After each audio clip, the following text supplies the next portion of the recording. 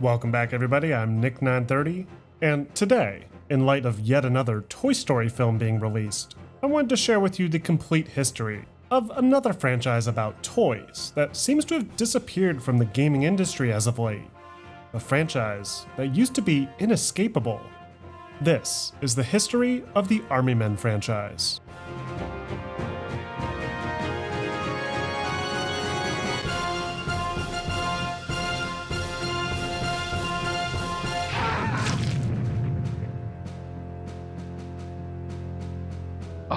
Oh, yeah, party time.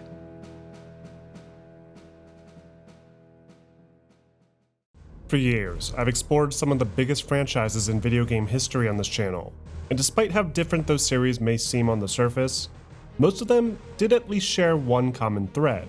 They all had at one point in their histories some kind of defining moment, that single standout entry or string of entries that made the franchise worthwhile to its fan base, and may have even helped to influence the gaming industry as a whole moving forward. This is not one of those stories. The history of Army Men doesn't center around some groundbreaking success, or industry-shifting masterpiece. If anything, it's a cautionary tale, a case study in how even a brilliant concept, backed by talented developers and industry experts, can just as easily collapse under the weight of its own ambition, and how its fate could foreshadow the future of some of the biggest industry titans today. To really get a complete understanding of just what went wrong with the Army Men series, we're gonna have to take this way back, to before its creators had ever considered the possibility of making a game, and talk about the man who helped set it all in motion in the first place.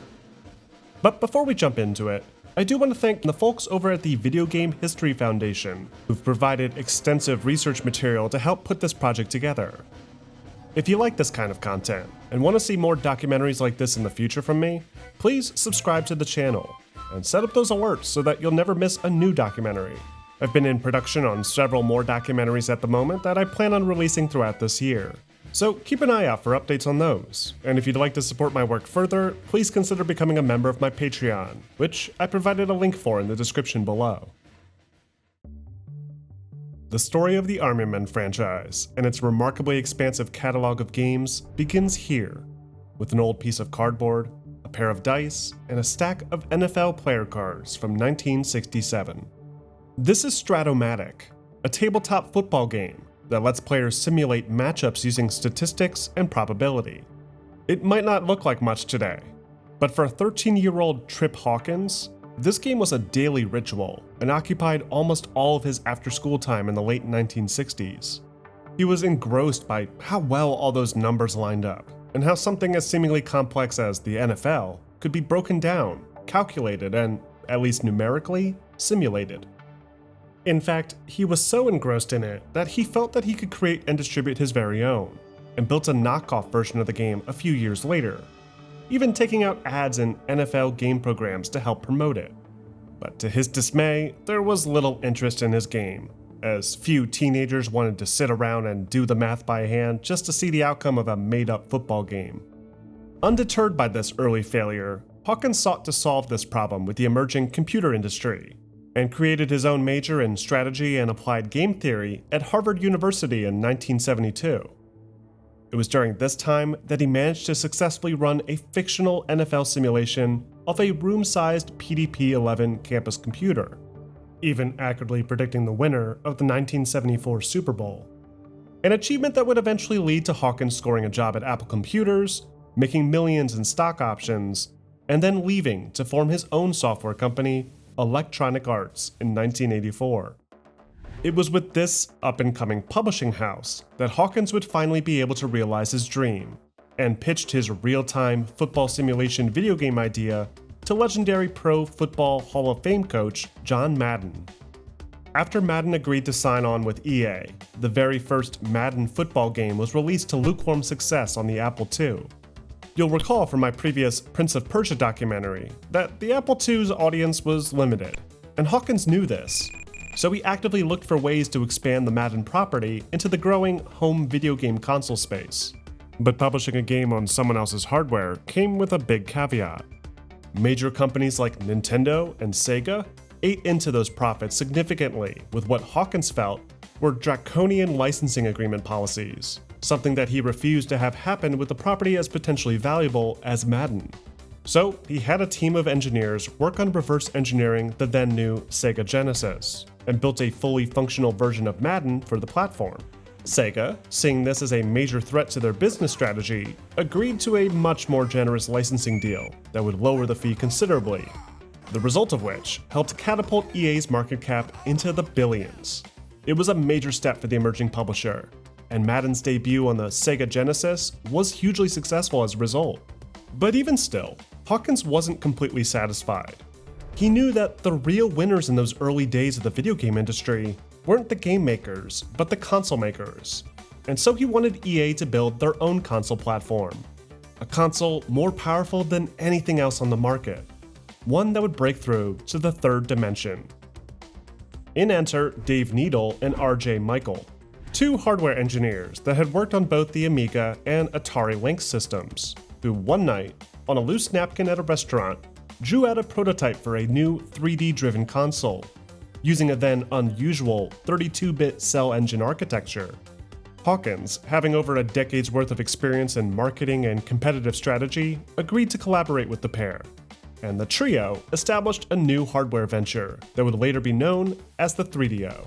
The 3DO, or three-dimensional optics, was unlike anything attempted in the industry before, as the architects behind it were posturing the device as a revolution in the home media entertainment space, as opposed to just being a dedicated video game system. 3DO is really fulfilling the promise of the digital revolution, something people have talked about for a long time. That multimedia, it's been one of these big buzzwords, and this is the first time that that vision has really been fulfilled. We're going to change the way people use their television. We're going to change the way people entertain. But would also be manufactured by several different partners, rather than 3DO itself.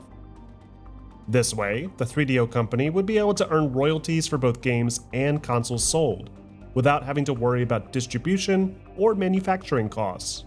This reduced overhead also allowed them to have a much more competitive licensing fee for software developers, making them a much more appealing choice than competitors like, say, Nintendo. At first, this seemed like a solid business strategy. With Hawkins' expansive connections and years of experience in the tech sector, the company was even able to secure partnerships with several major hardware manufacturers, who would produce their own version of the 3DO system, including Matsushita, the then parent company of Panasonic, AT&T, Samsung, Toshiba, Goldstar, now known as LG, and Sanyo. There were even talks to have units developed by Sony and Sega, though as both companies were actively working on their own next-generation CD-based consoles, those deals obviously never materialized. Even still, investors were optimistic about 3DO's potential, especially with Hawkins at the helm. But in 1993, the first version of the 3DO console by Panasonic hit store shelves, with an exorbitant price tag of $699. That, when adjusted for inflation today, would be the equivalent of launching a new console at nearly $1,600. On top of that steep entry fee, the 3DO software lineup wasn't particularly great. Sure, there were some ports of everyone's favorites like Wolfenstein 3D, Myst, and Dragon's Lair. But the system didn't seem to have any of its own signature titles that stood out from the crowd like a Mario or a Sonic. There were certainly attempts, most notably Crystal Dynamics' wisecracking gecko Gex, and the original Need for Speed. But the real nail in the coffin came a few years later, when Sony entered the console gaming space with its revolutionary PlayStation. According to Trip Hawkins, the PlayStation proved to be more successful not because of its lower $299 entry price, but because Sony were able to enter the console market with $2 billion in capital to begin with, allowing for an aggressive developer acquisition as a result, and a stronger lineup of games consumers would actually be interested in playing. What's more, Sony had a much more effective marketing campaign, solid third-party support at launch, and more developer-friendly tools to build new games with, giving it a better long-term strategy. By 1994, the 3DO console was considered, at least internally, to be a failure. In-development versions of 3DO with partners like AT&T fell through without any units ever being developed, and a planned next-generation version of Panasonic's 3DO, dubbed the M2, would be cancelled shortly after, as 3DO sold the licensing rights for it to the parent company Matsushita for about $100 million. Following their strategic abandonment of their hardware aspirations, 3DO was reimagined as a dedicated software production house, with its employees split into several teams within their core internal development unit, known as Studio 3DO. Hawkins remained chairman and CEO, but also took on the role of company creative director of this new unit, allowing him to have final say on every core internal production project. He then purchased a few key game development studios, including New World Computing, creators of the Heroes of Might and Magic series, Cyclone Studios, that had worked on 3DO games like Captain Quasar and Battlesport, and Archetype Interactive, creators of Meridian 59, the very first 3D MMORPG. With those acquisitions finalized, 3DO secured a solid footing as a key publishing house in the mid-1990s, with an array of teams all working on different projects that would maximize their potential market reach. But more importantly, this restructure helped set the stage for a key property to emerge, one that would soon change the face of 3DO forever. With the stage having now been set, it was up to 3DO's newly adopted software development studios to help turn the company's fortunes around. To accomplish this, Hawkins and the studio's new president, Hugh Martin, looked at some of the more successful titles that had released for the 3DO platform. One particular standout was a vehicular-based top-down shooter, Return Fire, by Prolific Publishing, that many considered to be one of the system's better offerings. Seeing that potential, Hawkins tasked one of the internal development teams to create a spiritual successor, given the working title War Sports. It was around this time that former EA employee Keith Bullen entered the scene. Initially, Keith was brought on to help direct the general art direction for this War Sports project, looking at ways to utilize the 3DO's unique cell-based architecture to maximize its visual quality. But he was faced with an unusual hurdle by 3DO's marketing team. The game had to achieve an E rating in order to avoid costly redesigns from stricter international markets. Initially, the team considered just giving dying soldiers green blood or using robots like Half-Life had done for its German release. But this didn't sit well with Keith, and he spent the better part of the next few months looking for a more elegant solution. Finally, it hit him. What if these soldiers only thought that the war was real? What if the soldiers were actually just plastic toys? No doubt using the then recent release of Toy Story as partial inspiration, the ideas for a fully fledged plastic army men game quickly fell into place. Each classic posed green soldier could represent a different weapon or a different role in the action. Vehicles like tanks, jeeps, and aircraft could be seamlessly integrated as well. And best of all, the violent dismemberment of toy soldiers would be trivial to international censors. When Bullen pitched the idea to Hawkins, he loved it, recalling memories of playing with little toy soldiers himself, and he saw massive marketing potential in something tied so heavily to nostalgia. So the project was given the green light, and Bullen was promoted to be its lead designer. With Hawkins on board, Bullen turned to his small 6-man team that would help see the vision through. Though they weren't as easily convinced, feeling the whole toy angle was juvenile. Determined to win them over, Bullen purchased a generic 3D model of a soldier from Viewpoint Data Labs, gave it a base green texture map with some minor specularity, and started to replicate iconic army men poses, which he would gradually show off to the production team, even going as far as turning his monitor in the office so that they might catch a glimpse of it as they walked by. He also stressed that while the soldiers may be plastic toys to us, their war was very real to them, with real gunfire, explosions, and dismemberment.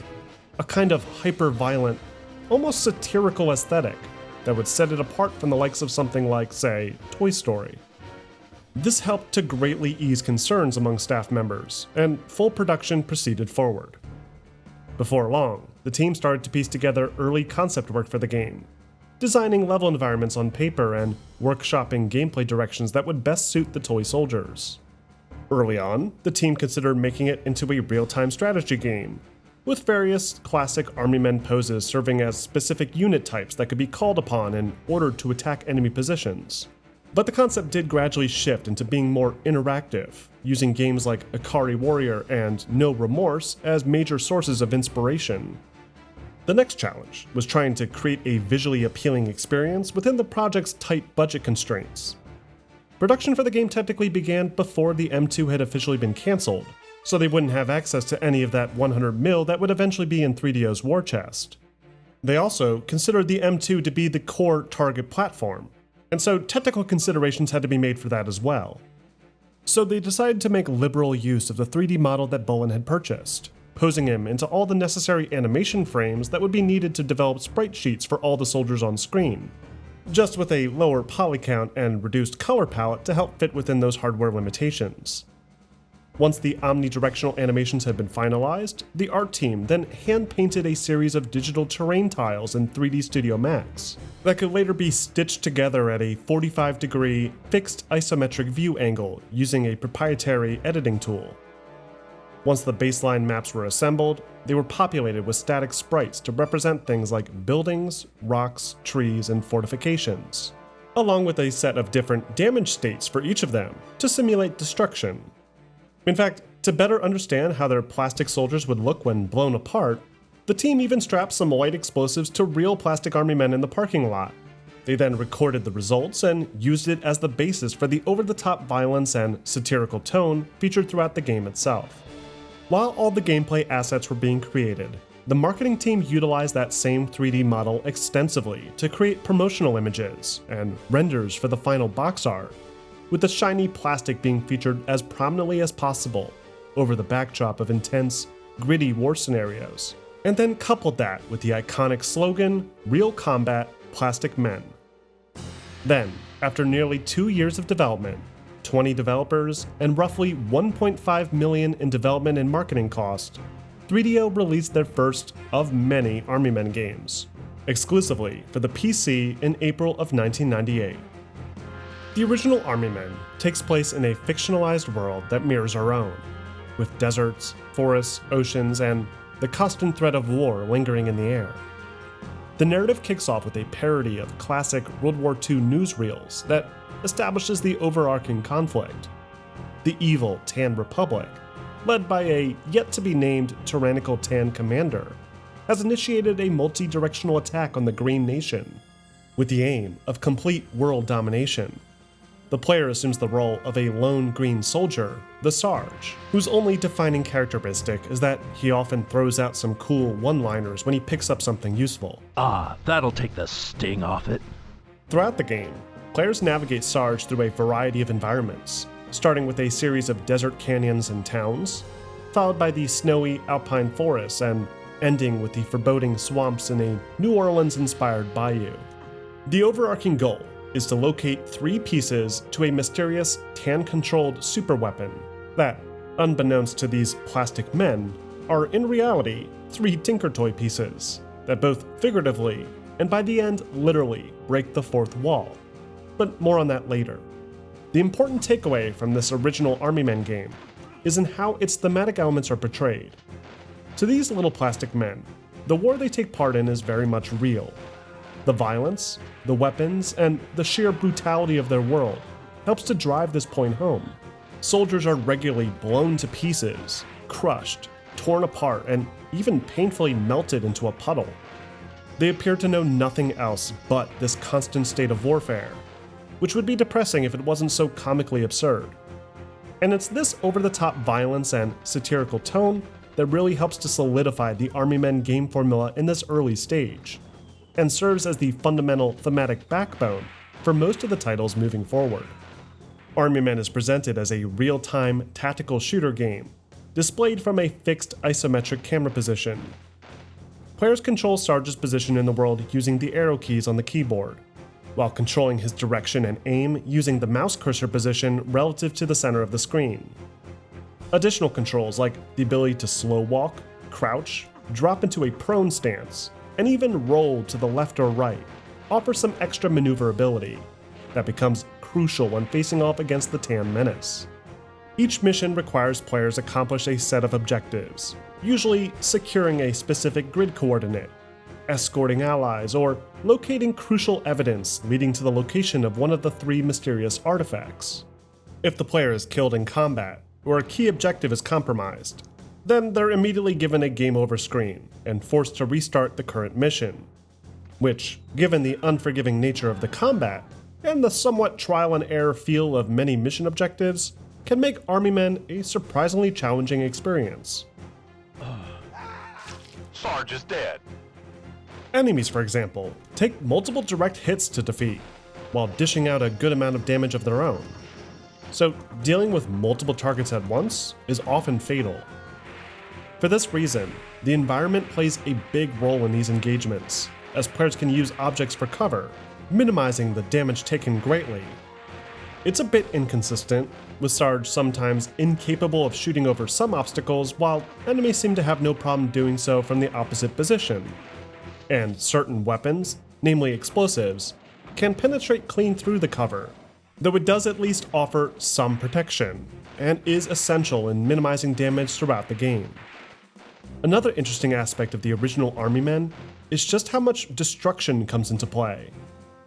Many of the fence lines, boxes, vegetation, and even buildings have at least some form of destruction tied to their sprites that can greatly transform any combat scenario. Players can, for example, open new sight lines to engage targets, burn down forests to force out enemies lying in wait, or even create blockades using archways, a tactic that is key in one of the more challenging levels early on.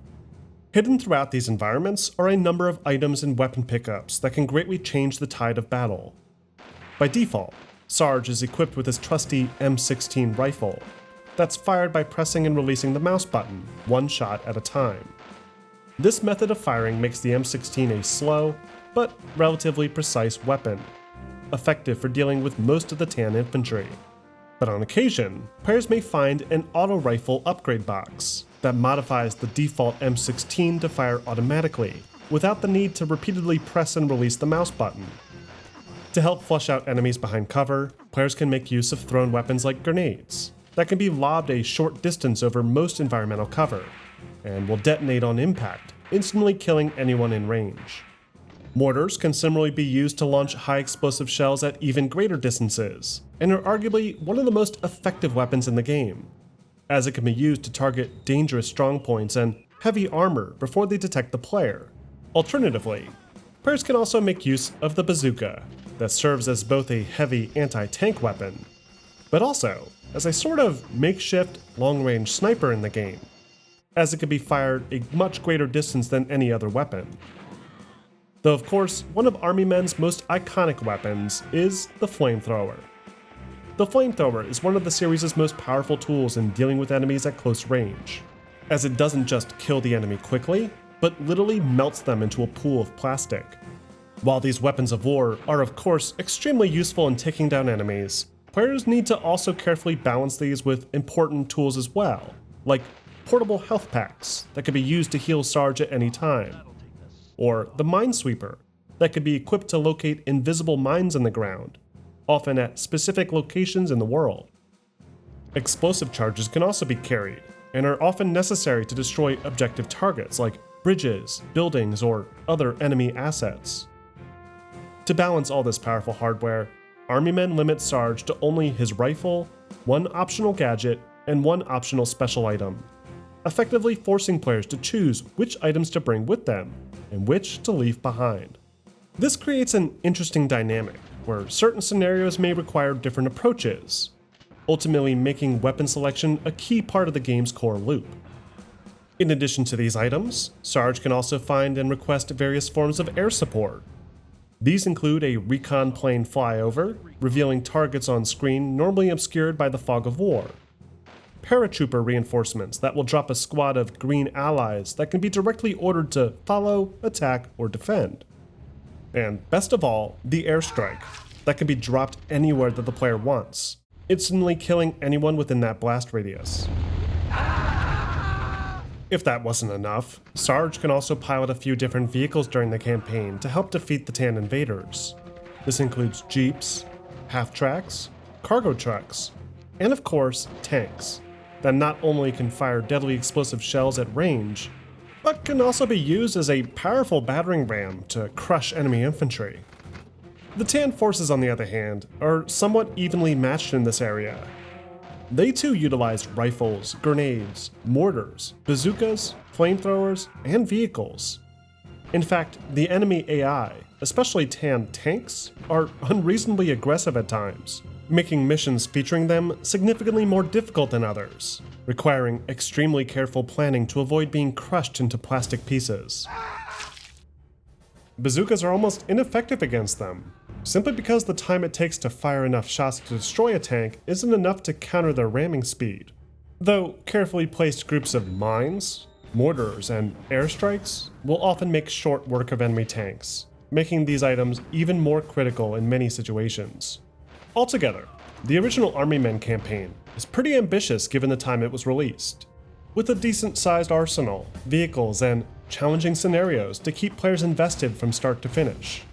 Though if the game's campaign wasn't enough, this original Army Men also featured its own dedicated multiplayer offering as well, pitting players or AI computers against each other in more sandbox-oriented confrontations, either in its deathmatch-like Blitz mode, or a classic 4-way capture the flag. Each map is specifically built to accommodate 4 players, who at the start of each match can place a selection of AI troops onto the field, adding a little bit of tactical planning to the action. Players in this mode can respawn infinitely and make use of any of the items spread throughout the sandbox to defeat their opponent, or even control large groups of AI soldiers to back them up, allowing for some large-scale firefights as multiple teams converge simultaneously. Overall, this original Army Men game received a somewhat lukewarm reception. Reviewers found the core premise to be extremely creative, with most of the written reviews reminiscing about their time playing with the original plastic toys themselves, and how effectively 3DO had brought those toys to life. Though despite its solid foundation, the game's underlying technical problems still shone through, as many reviewers noted the game's lackluster control scheme, harsh difficulty, and overly strict inventory system. Even still, the game's relatively low development cost, mixed with a minimal marketing campaign, contributed to some of 3DO's strongest profit margins to date, a success that would be almost immediately reinforced by a battalion of Army Men-themed follow-ups.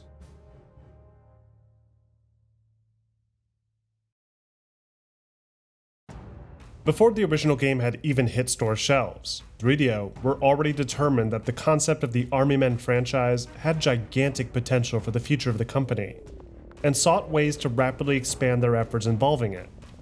First, a mainline sequel was greenlit, with about half the development team from the original project returning to help see it through. Others, like Keith Bullen and a team of console-based engineers, shifted over to creating a 3D rendered remake for the Sony PlayStation. Around the same time, Hawkins and 3DO's lead marketing manager, Sean Amon, discussed ways to spin off the property, with an ambitious set of sub-brands that might widen audience appeal. This included several more top-down action games for the PC, a new top-down RTS line inspired by the likes of Command & Conquer, a 3D helicopter line inspired by EA's Strike series, and a more action-oriented 3D over-the-shoulder shooter, given the working title Toy Heroes, that would serve as the series' premier branding opportunity. They even had plans to create a full set of games based on famous historical battles, mainly those from World War II, including D-Day, Market Garden, and the Battle of Britain, just to name a few.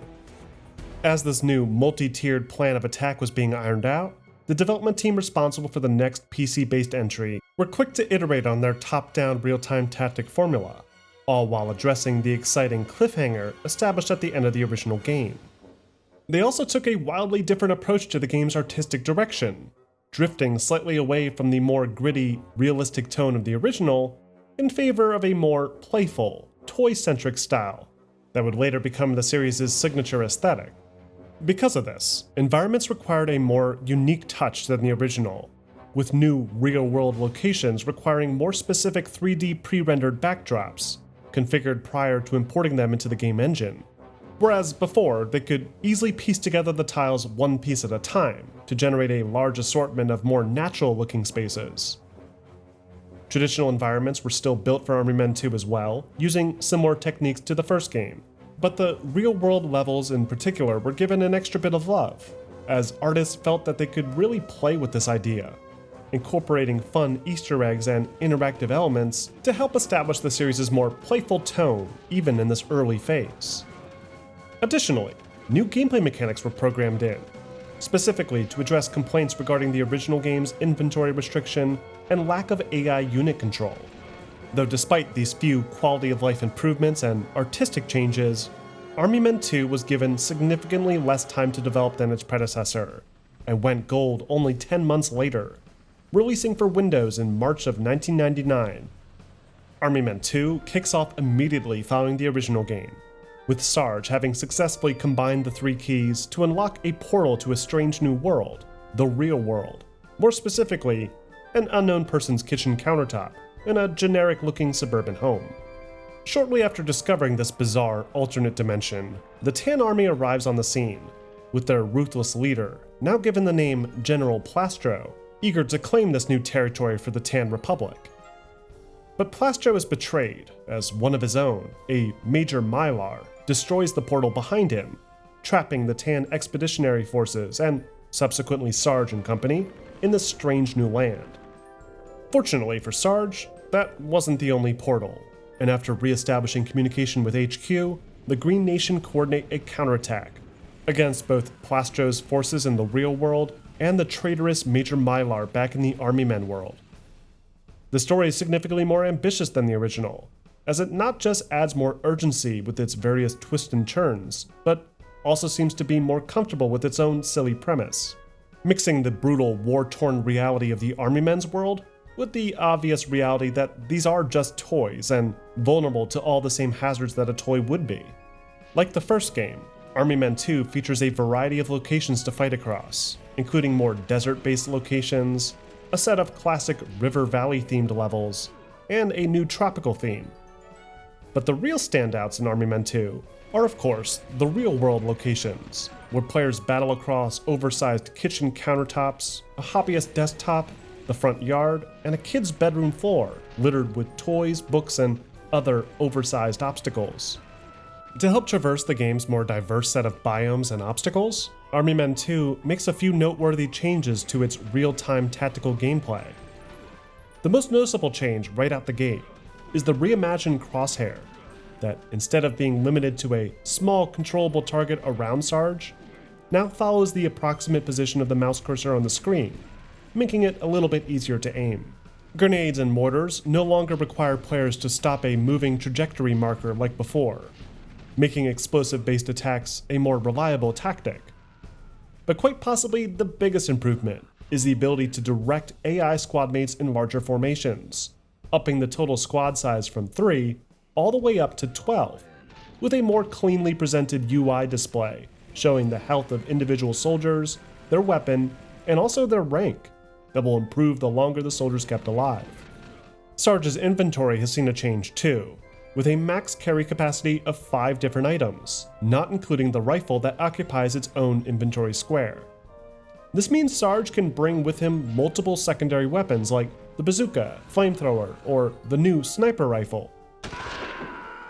Players can also make use of a few other, much less conventional items this time around, like a repair tool to restore the health of vehicles, a disguise to sneak past enemy patrols, and even a magnifying glass that does pretty much what you'd expect it to.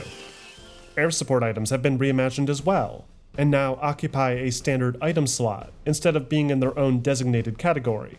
Meanwhile, the Tan forces in Army Men 2 seem to be much more organized and deadly this time around, with larger clusters of soldiers, new unit types like suicide bombers and zombies, and even the occasional giant insect.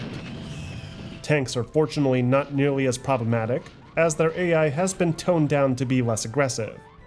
And new vehicles like PT boats help to take advantage of Army Men 2's new water-oriented map designs, allowing for tactics like island hopping among other interesting new combat scenarios. The sequel also sees the series' beloved multiplayer skirmishes return, with all new scenarios and 4-way battlefields, that when combined with the sequel's new gameplay mechanics and weapons, allows for some truly chaotic moments, as players shoot, blast, and melt each other down to puddles all over again.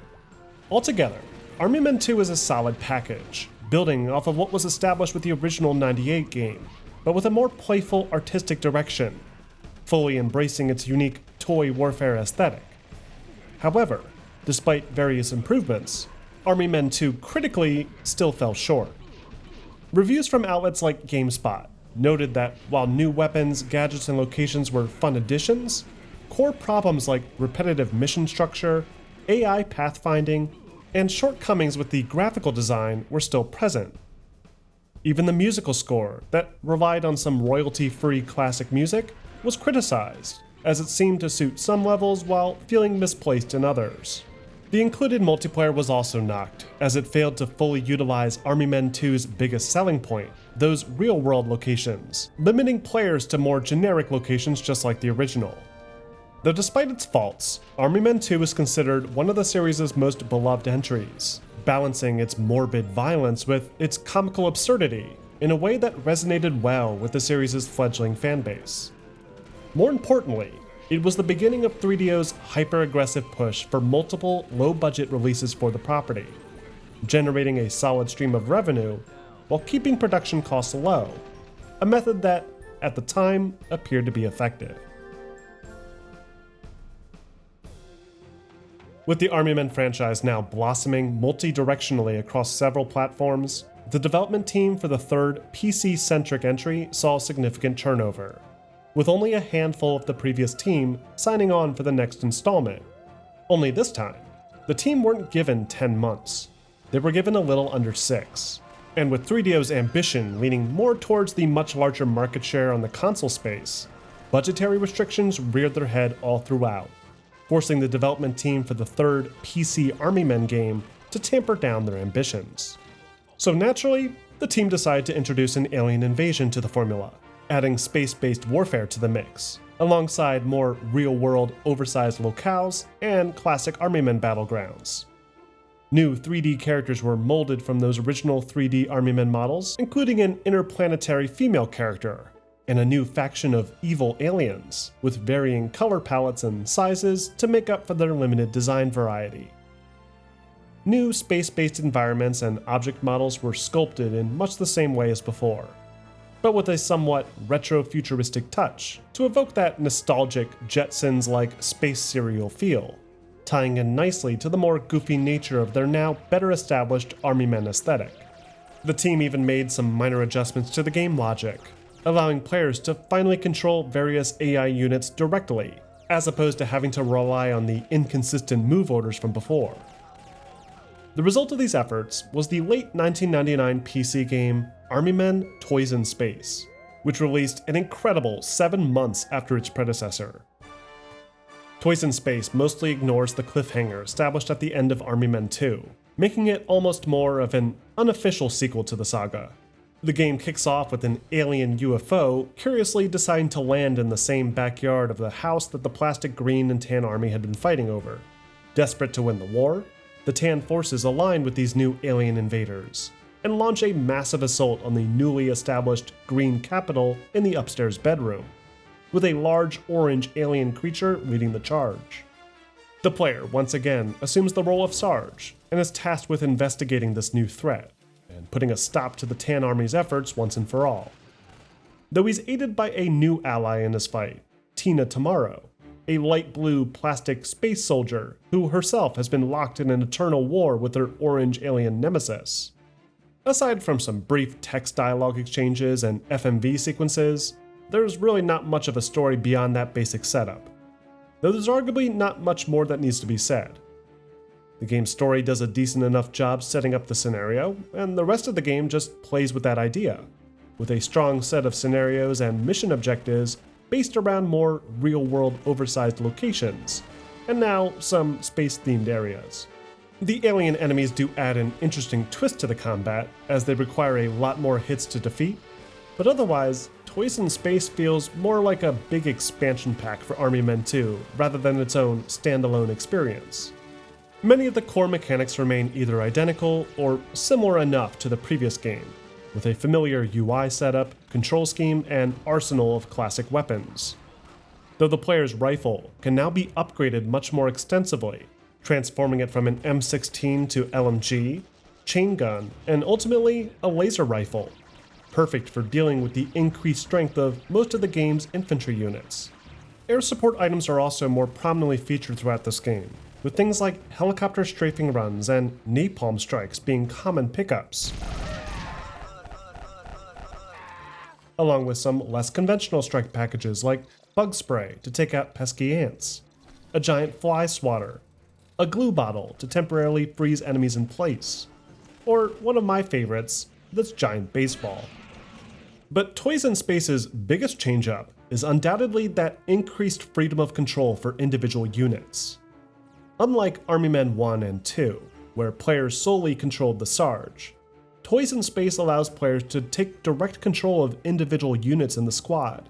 This helps to circumvent the series' annoying instant fail screen following Sarge's death, as these other units are fully expendable.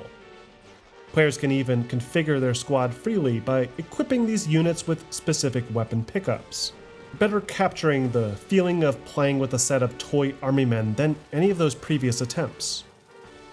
To account for this change-up, Army Men 2's individual ranking system has been scrapped, though that increased control, especially when it comes to navigating multiple vehicles through narrow pathing, more than makes up for this exclusion, and arguably makes for a more enjoyable experience. But critics didn't seem to agree, as Toys in Space was met with an incredibly poor reception. Articles in several PC gaming-centric magazines gave it 2 thumbs down, pointing to the game's lack of innovation, dated graphical style, and excessive difficulty. The game's obvious quick turnaround and launch timing didn't help that conversation, as it became all too clear that 3DO were milking the green soldiers, and were giving the concept little room to breathe following the middling reception of previous entries. By the turn of the century, the Army Men franchise had begun to explode in prominence, with an exceptionally ambitious marketing campaign that saw these little green men occupying pages in gaming magazines, catalogs, and even television commercials for months at a time. 3DO's software divisions had at this point dedicated most of their development resources towards expanding this one property, while simultaneously looking to capitalize on varying gamer markets within specific niches, and were hopeful that the nostalgia-based army soldiers were satirical enough to capture an adult audience, while also remaining playful enough to maintain a core child-friendly audience. More importantly, executives at 3DO remain fully committed to the trajectory, delivering quantity over quality, with increasingly shorter production schedules and minimal budgets being balanced out by a minefield of Army Men-related titles flooding the shelves of local game stores. To account for this, many developers ended up working on multiple projects simultaneously, especially those in leadership roles. And so, 2 isometric PC games began development shortly after Toys in Space, and would release within a couple months of one another. The first of those being Army Men Air Tactics in March of 2000. Air Tactics was an attempt to link the branching aspects of the Army Men franchise back together, officially incorporating elements of the then-new Sarge's Heroes sub-series into the traditional PC-centric tactical titles. Additionally, it officially introduces the Air Cavalry unit of the Green Army, an element that's referred to frequently throughout subsequent games as a way of both unifying the Army Men universe and, more likely, opening the doors for lots of shameless cross-promotion in-game. Helicopter units were technically already alluded to in previous games and were even featured as a form of air support that Sarge could call upon. But this game acknowledges them more directly, while also introducing the updated designs for characters like Sarge, Plastro, and Colonel Grimm, that would soon become commonplace after the success of the Sarge's Heroes sub-series. As far as how Tactics fits into the narrative of the original mainline series, it's not exactly clear, though it does seem to be more consistent with Army Men 2 and Toys in Space, as opposed to the latter Sarge's Heroes games. The game follows the heroic exploits of Captain William Blade, an ace pilot and leader of the Green Army's premier helicopter-based airborne cavalry unit. Frustrated by the Green Army's new air superiority, the Tan General, Plastro, orders a blue spy to steal their plans to this new aerial technology, and forces the evil gray scientist Dr. Mad to develop a set of new insect hybrid bioweapons. In response, Colonel Grimm of the Green Army sends Blade and his unit to disrupt Plastro's plans, with missions often involving destroying insect convoys, production facilities, and destroying the Tan's new helicopter fleet by any means necessary. The game retains its more lighthearted direction established with Army Men 2, though seems to take things a bit further, with each environment featuring optional minigames and other fun elements that helps them to stand apart from one another.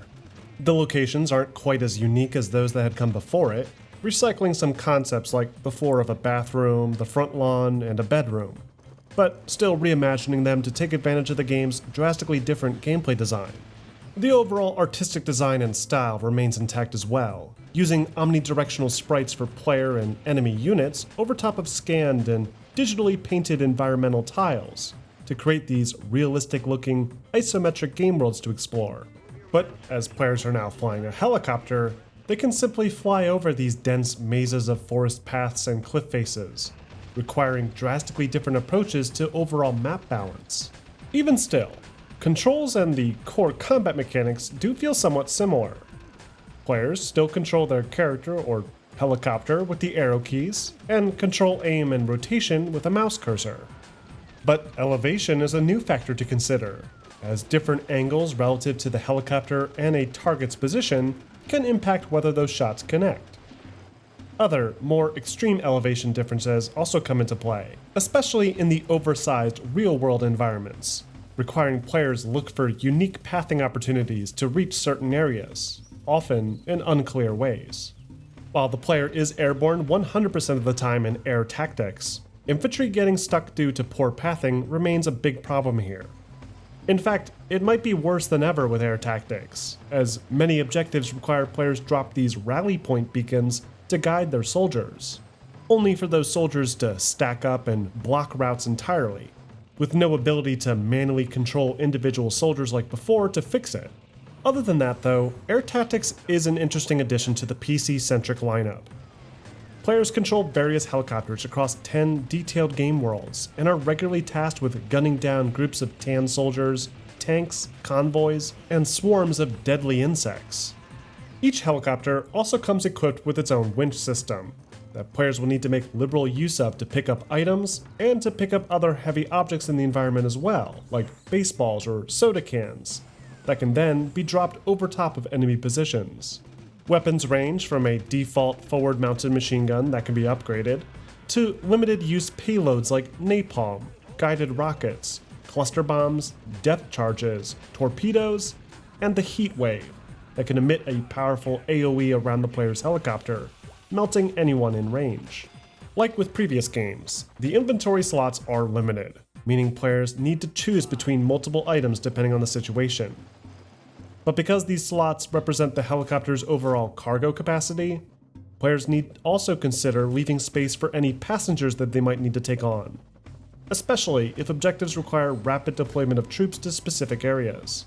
This makes certain missions, like this tropical island defense level, much more complex, as players balance grabbing weapons to deal with insects on the island, along with naval-based countermeasures, all while delivering Sarge and his squad off the island into a nearby destroyer. Ultimately, those few interesting mechanics weren't enough to win over critics. Air Tactics added another low score to the series' growing collection, with publications like IGN rating it below average, noting its technical problems and repetitive game design. Even the multiplayer failed to win over many fans, as it really didn't deliver much more other than a run-of-the-mill player versus player deathmatch, with little gameplay depth and replay value. Sales suffered as well, with the game falling well short of previous sales numbers, resulting in an almost immediate retail price adjustment and bundles to help move excess inventory. Though those dwindling sales were not necessarily a reflection of the game's actual quality, but rather the saturation of the property as a whole, that saw at least 10 different Army Men releases in the year 2000 alone. 30 seconds! Clear the ramp!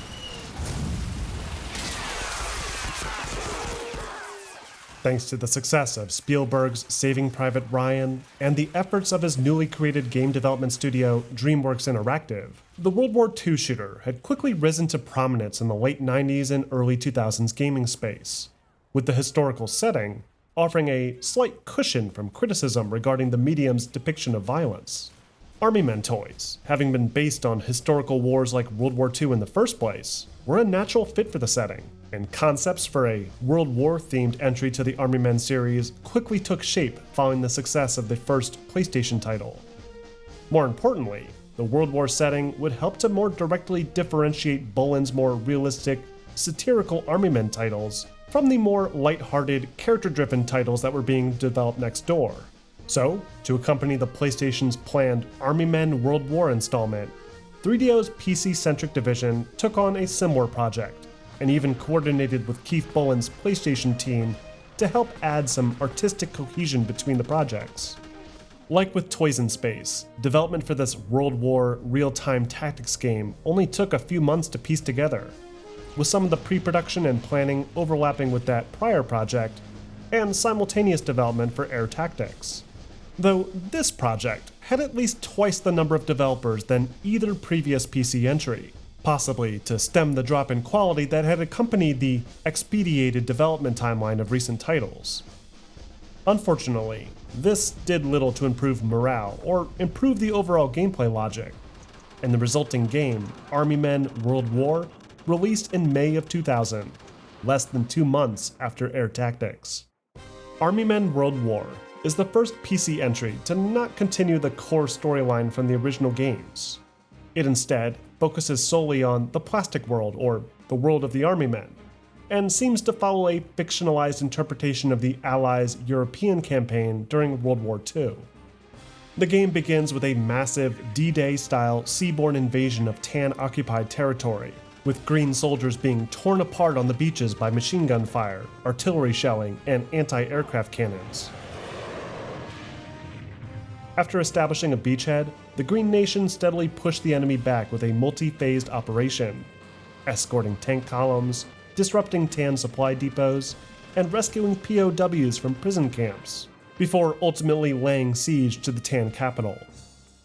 The overall narrative feels like a considerable step back from what had been established previously, with no specific characters, personality, or even any mention of the real world, likely suggesting that this Great World War had occurred long before the mysterious portals had ever been discovered. Though, even still, the lack of reoccurring heroes and villains like Sarge or General Plastro feels like a missed opportunity, and leaves World War feeling much more hollow than usual. On the other hand, World War on PC does seem to be one of the better realized PC entries to the series, finally breaking free from needing to babysit Sarge through each mission, and instead giving players complete control over most of the green soldiers that they find on the field. By doing this, players can strategize more easily, attacking enemy positions from different angles and essentially establishing heroes of their own, as the surviving soldiers from previous missions will continue to be carried forward throughout the duration of the campaign. The soldiers also no longer are limited to just a single weapon, and can now receive an upgradable rifle by default, along with their own pool of frag grenades, making them all versatile in close-quarter situations. Because there's no Sarge in this game, players no longer have a single soldier that can carry multiple special weapons. So, players need to carefully maneuver valuable troops into position when needed, like a bazooka or mortar, or risk being unprepared when the situation calls for it. General soldier mechanics and control remains the same as the previous 2 games, with that same cover-centric combat design and increased time to kill, making individual engagements overly difficult at times. And vehicles, while powerful tools, can still be easily destroyed if the player doesn't carefully account for hidden minefields or a sudden mortar strike. Despite its difficulty, World War has an inherently rewarding pace to it, as players attempt to keep their squad alive from mission to mission, with those efforts being rewarded as stockpiled ammo and powerful rifle upgrades can make short work of late-game enemy positions. World War also features one of the better realized multiplayer modes for the PC, using the streamlined squad play and inventory mechanics, along with the classic World War II environments, to create memorable large-scale PvP skirmishes. But ultimately, despite some modest improvements with the game's multiplayer mode, along with some slight changes to the core gameplay loop, Army Men World War still massively underperformed in the PC market, abandoning the charm of the series' established real-world setting, while also failing to truly innovate technically in a way that would prove deserving of being another standalone release. As a result, Army Men World War would be the last PC-exclusive tactical game in the series, as 3DO would soon shift their focus solely to the much more popular and financially viable console platforms instead. Now, before we dive into the 3D Army Men games for the PlayStation and later systems, I feel it's important to at least acknowledge some of the associated releases to those PC games, namely Army Men 1 and 2 for the Nintendo Game Boy Color. As you'll recall, Trip Hawkins has always taken a particular interest in maximizing the potential of any successful property, ensuring that games gamers wanted to play could be played regardless of the platform of their choice. So naturally, when the original Army Men appeared to be successful, he looked at ways to expand the franchise into the portable gaming space, that, at the time, was completely dominated by the Nintendo Game Boy. But because 3DO Studios was made up almost entirely of PC-based software developers, he decided to outsource the project to a third-party developer instead, Digital Eclipse, who would handle the ports for both Army Men 1 and 2 for the Game Boy, that would both release within months of each other in the year 2000. Army Men 1 and 2 on the Game Boy Color are similar but somewhat abbreviated versions of their PC counterparts, taking the core principles of the classic isometric action games and squeezing them into the tiny 8-bit handheld. The Game Boy version of the original title once again sees players navigate Sarge through the desert and alpine regions, shooting at tan soldiers using his trusty rifle, throwing grenades, launching mortars, and wreaking havoc with the flamethrower. Though there's no gray or blue factions this time around, and enemies are limited to only using rifles, mortars, jeeps, and tanks, with no machine gunner, bazooka, or grenadier variants. The game also doesn't see the return of the Louisiana Bayou stage, and has a slightly altered storyline, where Sarge seeks out a secret Uber weapon that is never really explained as the game just kind of ends once you collect it. The sequel is more or less the same deal. It features an identical HUD layout and gameplay design, ignoring the changes that the PC version of Army Men 2 had introduced, and instead just drops players into a few real-world level environments with more or less the same objectives. None of the tropical locations from the PC game seem to return, sticking to just these oversized gardens, tabletops, and bedroom scenarios. And there doesn't appear to be any other new features added here to set itself apart from the original Game Boy title. Even still, both Army Men 1 and 2 for the Game Boy Color received even more favorable reviews than the games that they're based on. Sure, they were much simpler games, but ultimately, they did offer a solid Army Men gameplay experience on a much less powerful handheld platform, and that fact alone earned it some praise. More importantly, it guaranteed that the Army Men franchise could be propagated into Nintendo's handheld market as well, allowing the invasion of Army Men games to claim yet another strategic foothold in the industry, and one we'll return to occasionally throughout the rest of this video. Now that we've covered all the PC-specific titles, let's drill down into the next major branch of the Army Men franchise, the PlayStation titles.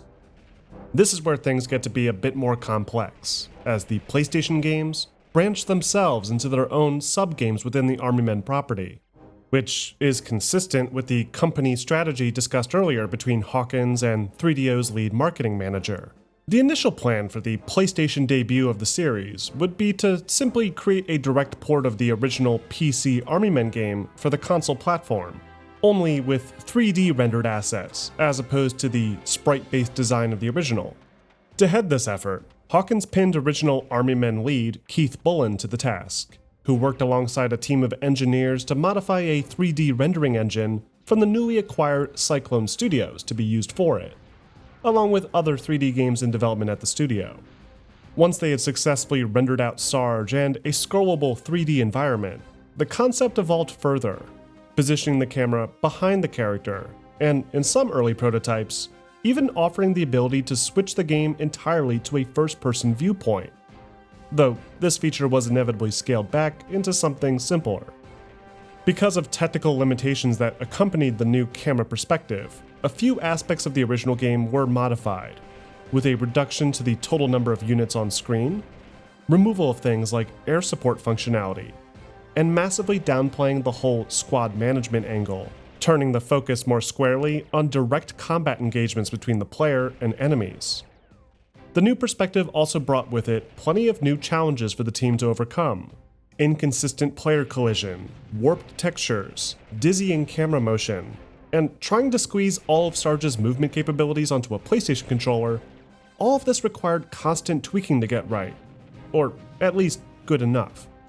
What's more, this had to all be possible with a planned split-screen multiplayer mode as well, only escalating technical problems that the engineers had been struggling with already. Though, with an already tight schedule and limited budget, the team worked with what they had, and in March of 1999, Army Men 3D officially hit store shelves, exclusively for the original PlayStation. Army Men 3D, as the name suggests, is the very first 3D rendered Army Men game in the franchise, that retells the story of the original '98 Army Men, but from a new perspective. This means players once again face off against the Tan Menace across the desert, alpine, and bayou regions, while seeking out a series of mysterious artifacts to reach a secret portal at the end. Though, due to the limited space on a PlayStation disc, most of the voice lines featured in the original game have been cut, save for a few one-liners from Sarge. Whoa, this could be tough. Requiring all objectives be explained with brief animated text cards at the start of missions. The biggest change-up, though, comes with Army Men 3D's core gameplay design. Thanks to the new camera perspective, players now control the action from a third-person viewpoint, with Sarge displayed as a polygonal green man near the center of the screen that can traverse up, down, and around 3D worlds. Players can run forward, step backward, turn left and right, drop into a crouched or prone stance, and roll to the sides to avoid gunfire, just like you could on the PC. Only now, players need to contend with that new dimension during combat, as actual verticality introduces the potential for enemy threats to be obscured by 3D models like buildings, or hidden in elevated positions like balconies or cliff sides. Weapon aim is also handled differently, as it's now tied directly to the player's camera. Without a crosshair, trying to aim this way can feel a bit like trial and error, as players try to center their view to take out targets and constantly rotate Sarge to maintain accuracy. Though, thanks to an automated aim assist function, coupled with the ability to enter a precision combat view, it's arguably easier to hit targets consistently than any of the PC games that had come before it, and it takes far fewer shots to drop a tan soldier, which feels much more satisfying. At the same time, the enemies seem to have less trouble hitting Sarge as well. An emplaced machine gun, for example, will fire a stream of bullets that are practically impossible to escape from. A lone bazooka shot will melt Sarge down in an instant, and even taking normal rifle fire will chip away at Sarge's little Army Men health bar within a second.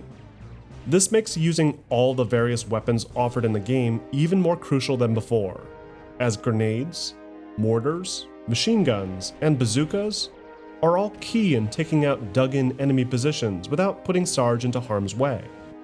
Army Men 3D also sees the return of vehicles, like jeeps and tanks, that, like in the PC games, can present a major threat to the player if not engaged from a safe distance.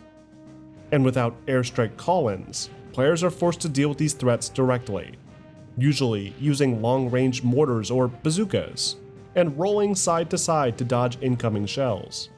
There are a few moments throughout where players can pilot these vehicles as well, though the acceleration for either is not tuned properly, making these almost more of a hindrance than an asset on the field.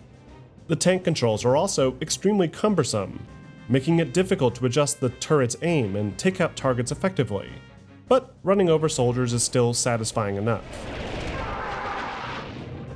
Then of course, we have the split-screen multiplayer, one of the more unique aspects of Army Men 3D. Much like the PC games, Army Men 3D's multiplayer is built around head-to-head combat, with a starting phase that allows players to place their own AI-controlled soldiers into either offensive or defensive positions, before deploying onto the field themselves. Players can make use of all the game's weapons and vehicles to capture each other's flag, which helps contribute to an almost Battlefield-esque sandbox experience, years before Battlefield ever existed. Altogether, Army Men 3D is certainly ambitious for its time, reorienting the original isometric style into a fully functional third-person sandbox shooter, with some intense combat, decent level designs, and a great 1v1 multiplayer mode. It still has plenty of shortcomings though, mainly its excessive difficulty, unstable frame rate, and admittedly very stiff control scheme. For many, it was considered to be a decent rental game, but nothing more, and the reviews reflected as much, with some noting the very obvious potential of the experience and how much of it had been wasted due to an obviously rushed development schedule. Common complaints revolved around the game's lack of checkpoints during missions, its weak audio design, and its ugly graphics. Though even the most negative reviews would reiterate that there was something special here, an untapped potential, as very few military-themed shooter games of this scale and caliber were being attempted, something that 3DO would make sure to change in record time. What followed Army Men 3D was the single most ambitious production effort for a new IP ever seen in the industry, as 3DO tasked nearly every team within their internal units, and some of their third-party partners, to crank out as many Army Men-related video games as possible. We've already seen how quickly this spiraled out of control with the PC titles, but those at least were easy enough to build sequels for within such short time frames due to their simplistic art direction. Army Men 3D, on the other hand, was not a game that could be easily replicated in a few months. 3D rendered environments take time to craft, as new assets had to be built, textures imported, performance dialed in, and AI and scripting programmed and tested across an acceptably long single-player campaign experience. Despite this, the Army Men 3D team immediately began production on another 3D-based game for the original PlayStation, this time centered around replicating the intensity of real-world battles like those featured in films about World War II or Vietnam. This meant bigger environments, more action, and more soldiers on screen, something that their engine and the now aging Sony PlayStation were already struggling with. They also had even less time for production, with only 10 months from concept to print, maybe even less depending on the timetable for actual disc press and distribution. Regardless, the production team managed to meet the proposed product deadline, and Army Men World War would appear on store shelves alongside an ever-growing number of other Army Men games in the spring of 2000. Much like the PC-centric World War title discussed previously, Army Men World War seems to follow in the same footsteps as the original Army Men games, avoiding the complications of the real-world Portal lore, and focusing purely on the fictional battle between the Green and Tan within their own realistic-looking universe. In this way, Army Men World War on the PlayStation feels like a natural follow-up to Army Men 3D, despite not technically being the second Army Men game to release on the platform, but more on that later. World War is not even technically a sequel to Army Men 3D either, and in some ways, almost feels more like a prequel, with the Sarge being steadily promoted from private up to his namesake throughout the course of the game. Either way, the narrative here is not given much weight. The game is broken up into roughly 3 military campaigns, the first being a sort of Vietnam-styled environment, with rivers, jungles, and bamboo fortifications. There's even an on-rails patrol boat sequence, similar to the kind of thing we wouldn't see again until Treyarch's first Call of Duty Black Ops nearly a decade later. After this, the battle shifts to a new theater, what looks to be another Alpine-themed location, with large-scale tank battles in the mountains, and a few more on-rails moments like this Jeep sequence in a dense European-inspired city, and this train sequence, with different cannons players can swap between as they escort the cars across a large mountain range. The final act seems to be ripped straight out of Saving Private Ryan, with an intense beach landing on what looks to be a recreation of Omaha Beach, complete with landing craft, machine gun nests, heavy artillery fire, and plenty of green allies being ripped to shreds by Tan defenders. Low frame rates and polygonal assets aside, it's impressive to see this kind of sequence being attempted in 3D so early on. Very few games had really managed this, and one of the most famous of those attempts, Medal of Honor Allied Assault, had not even been released yet. But that's about all that can be said about it, as the gameplay itself is pretty rough, even when compared to its predecessor. Having been built from mostly the same framework as Army Men 3D, there is a few overlapping design elements here. Players still view their soldier from a third-person perspective, with the ability to run, crouch, crawl, and roll side to side. But the developers did slip in a few modest improvements to help polish those rougher edges, like updated death animations, the ability to roll forward and backward, and improved draw distances for projectiles, allowing for longer range engagements. The game's zoomed-in combat view also allows for vertical aim this time, though without any HUD elements like a crosshair, there remains a bit of trial and error to land shots accurately, especially when coupled with the returning auto-tracking bullets. World War also seems to address complaints players had with Army Men 3D by significantly reducing the damage that players take from gunfire, greatly improving survivability. Though it's somehow still a more challenging game overall, as the more open-ended sandbox environments of the previous game are replaced with these more linear, heavily scripted missions, with fewer item pickups and frequent enemy ambush triggers that give little time for the player to react. The D-Day mission in particular requires a ton of trial and error, as moving too far off an invisible path triggers an unavoidable artillery strike directly on the player, sending Sarge flying through the air. World War also sees the inclusion of a new melee attack to the series that can be used to stealth kill some of these patrols in one of the earlier missions, but it's otherwise a useless addition, and no other new weapons are introduced to the game. To top it all off, World War feels much less polished than its predecessor. Enemy damage seems to be inconsistent, with some enemies dying from a single rifle shot, while others require hundreds of rounds from this emplaced twin 50 cal. Item pickups are also harder to see, using these new dark green object models rather than the much clearer wooden crates from before. And the text used to display objectives and other menu information have lost their flashy animation style in favor of these much more generic and static on-screen prompts. Everything about World War feels like a step back, and critics seem to have come to the same conclusion, pointing to the game's barely evolved control scheme as a major issue that still needs to be addressed, along with the tired premise behind the brand itself.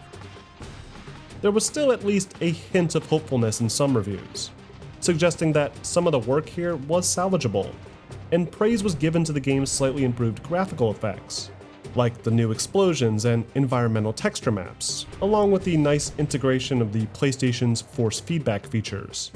With those few positives aside, there was a still clear consensus among most reviewers that the Army Men franchise was being taken too far, and perhaps 3DO could try and space the games out more so that they could be better realized moving forward. But of course, it was too late. The Army Men development machine was in full motion, and new games were being churned out at such a rapid pace that even the most scorching reviews were inconsequential. In fact, to make up for the increasingly negative reviews, 3DO's marketing team greatly increased promotional spending for the franchise, with over $17 million spent in 2000 alone, advertising on major TV networks like ESPN, MTV, BET, and Comedy Central. So, if you had to do it all over again, would you? Only if I could bring those bazookas with me.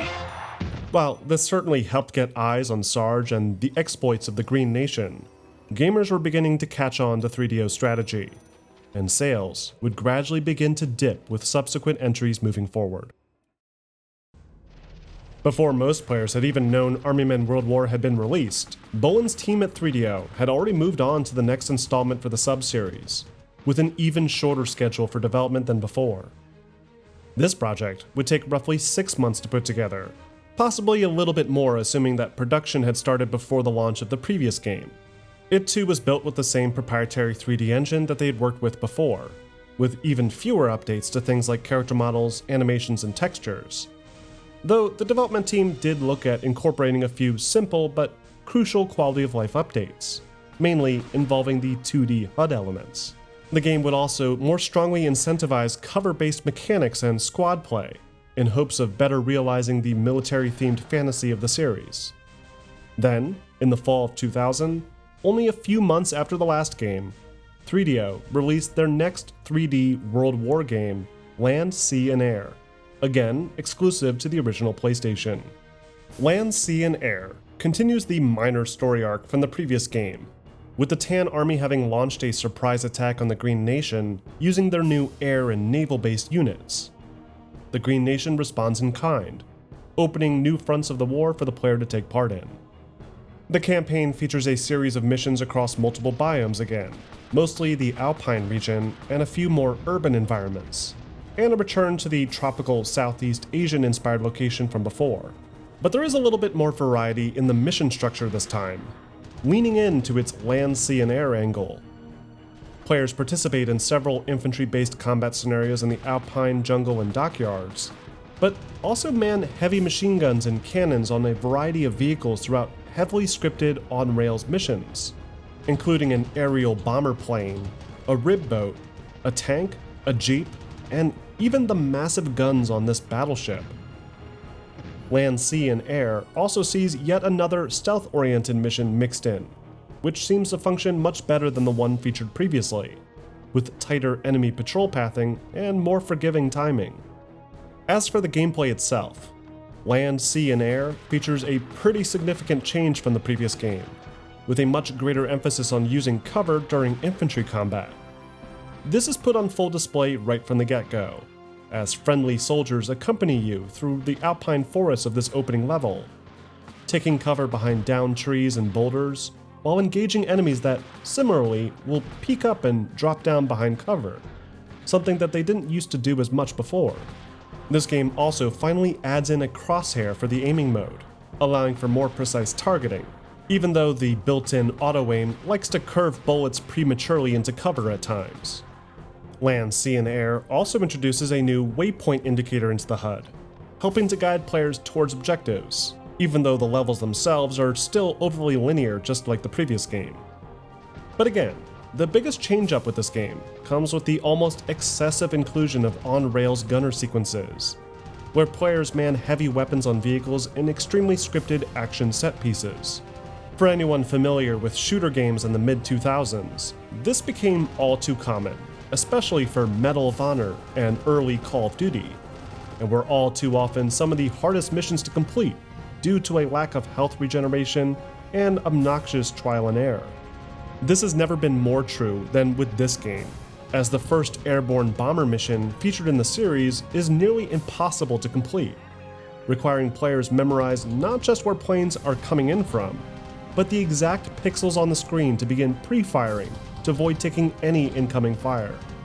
It's horribly designed, and is arguably one of the single worst missions in the entire franchise, no doubt preventing most players from ever seeing the end of its 3.5-hour campaign. Like with the original World War, Land, Sea, and Air was torn apart by critics, with middling scores in the 30% range, and reviewers pointing to the game's dated visual design, poor controls, and lack of innovation.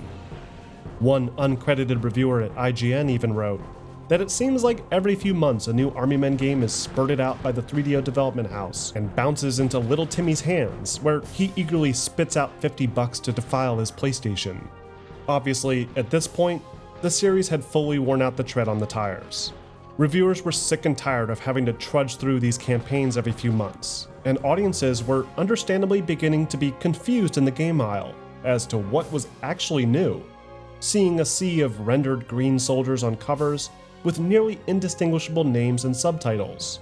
With its parody of the iconic Iwo Jima flag pose, Land, Sea, and Air did at least manage to boost its sale numbers over the previous World War game, just enough for 3DO to press forward with yet another follow-up. Having now helped realize the original Army Men 3D, Army Men World War, and Army Men World War Land, Sea, and Air, Keith Bullen decided it was finally time to scale back his time with the series, and with 3DO as a whole, offering only minor assistance with the next entry to the World War sub-series. It's unclear exactly why he left, though he doesn't appear to be credited with any later games following Land, Sea, and Air's directorial role, suggesting he found work outside of the game industry shortly after. In his place was a relatively unknown new director, John Oakley, referred to in the credits as just Pan, who likely worked on previous projects as an engineer, though information on this front is scarce. Despite the new leadership, the process for the third World War game remained mostly the same as before, with a lot of the same programmers, artists, and leads involved as well. Production deadlines were extraordinarily tight as always, budgetary restrictions continued to be high, and any changes that the series desperately needed to improve its quality weren't about to take place. And so, in February of 2001, this time only 4 months after the previous game, 3DO Studios released Army Men World War Final Front for the PlayStation. Like before, the game begins with an old-timey World War II style propaganda reel, explaining that the Tan Army has once more decided to attack their green adversary. Only there's a lot more recycled footage used this time, suggesting even new rendered cutscenes couldn't be produced in time for release. There is at least a slightly new angle introduced here, as the Tan forces have begun to utilize submarine warfare in their efforts, adding yet another front to the war. The game features a few new environments throughout its campaign as well, including an emphasis on actual interior spaces, something that the series has generally avoided. There also seems to be an effort to greatly differentiate this title from previous entries with its mission design, with more unique scenarios like a moment where the player needs to disguise themselves as a Tan soldier by rolling around in tan paint, or a full Tomb Raider inspired sequence, complete with ancient Egyptian temple, puzzles, and deadly traps. Final Front also sees a number of key changes to its gameplay. For one, the player's primary weapon has been modified, reducing its default rate of fire so that the machine gun upgrade has more intrinsic value. The game's health bar is also no longer represented by a little Army Men figurine in the corner, and instead adopts a health bar similar to that seen in the old Medal of Honor and Call of Duty games, directly integrated into the Compass UI. And the precision crosshairs have been reduced in size on screen, giving it a slightly more polished look. In fact, Final Front in general feels a bit more polished than Land, Sea, and Air. Even the vehicle sequences are no longer tied to frustrating on-rails moments, allowing players to control the speed and direction themselves, albeit in a still fairly linear environment. And new vehicles like motorcycles, boats, and submarines help to set the game apart, with sequences that again feel like some long-lost early prototypes of moments later heavily featured in Call of Duty.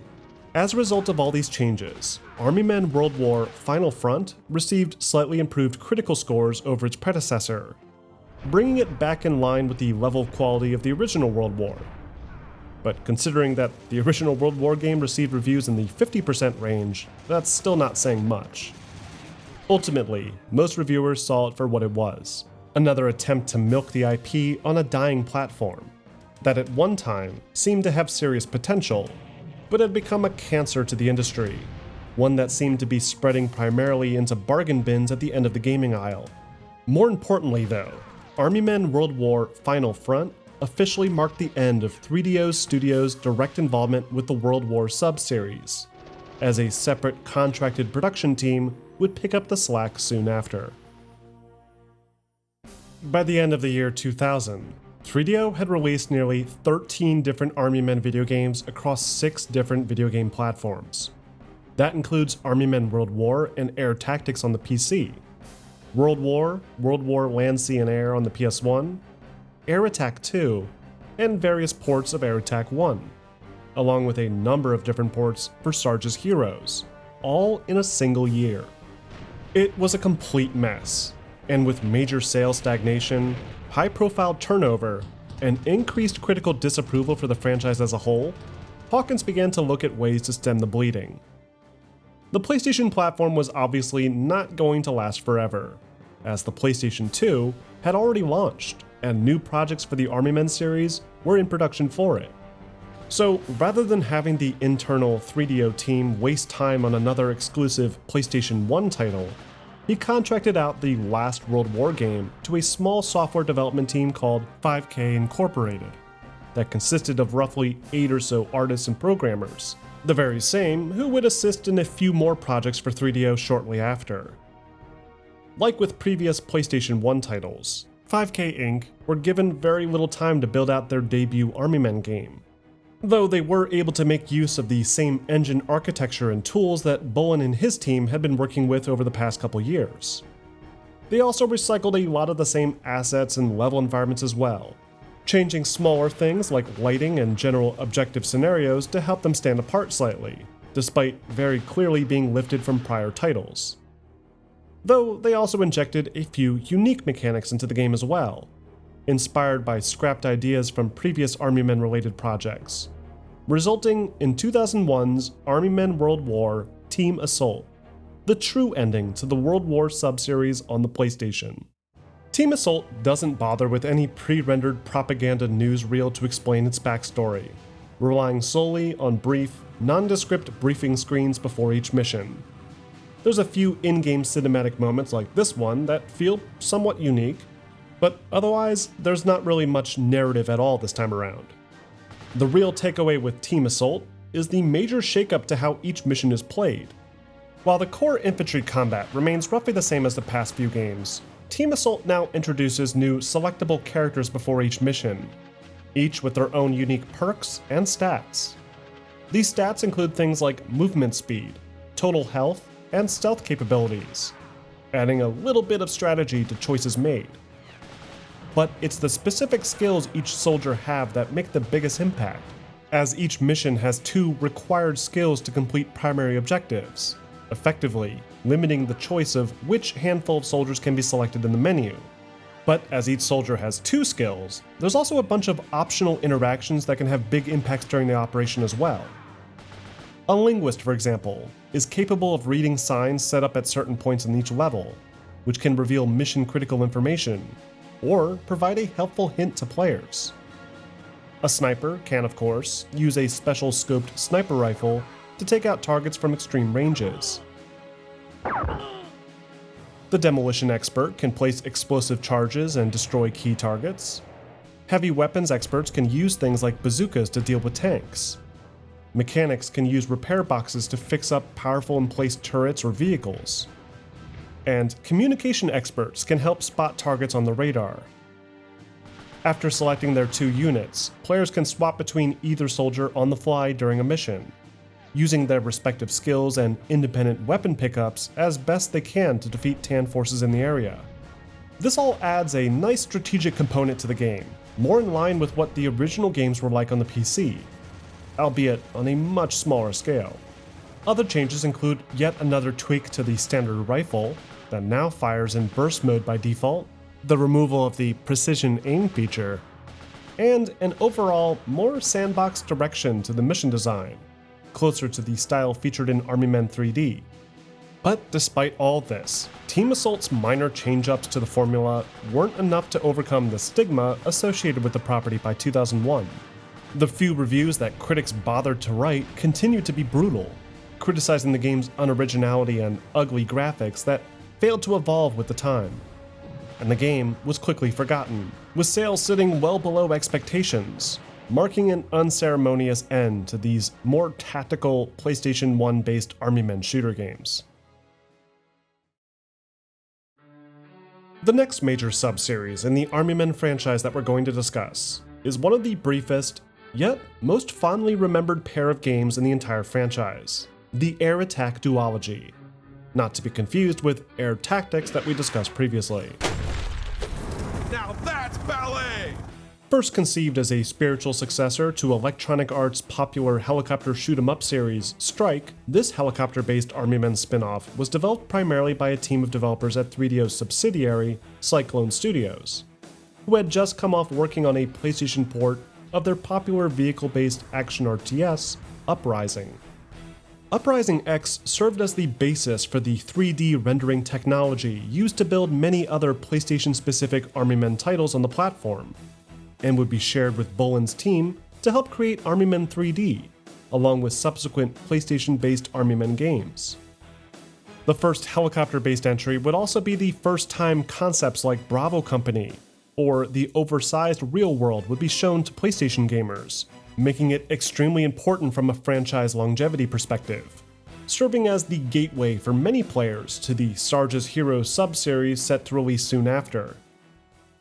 After a little over a year of development time, Cyclone Studios, now fully considered part of the 3DO company, released their first in the new Army Men sub-games, Army Men Air Attack, for the Sony PlayStation, with Nintendo ports of the game under the title Army Men Air Combat releasing the following year.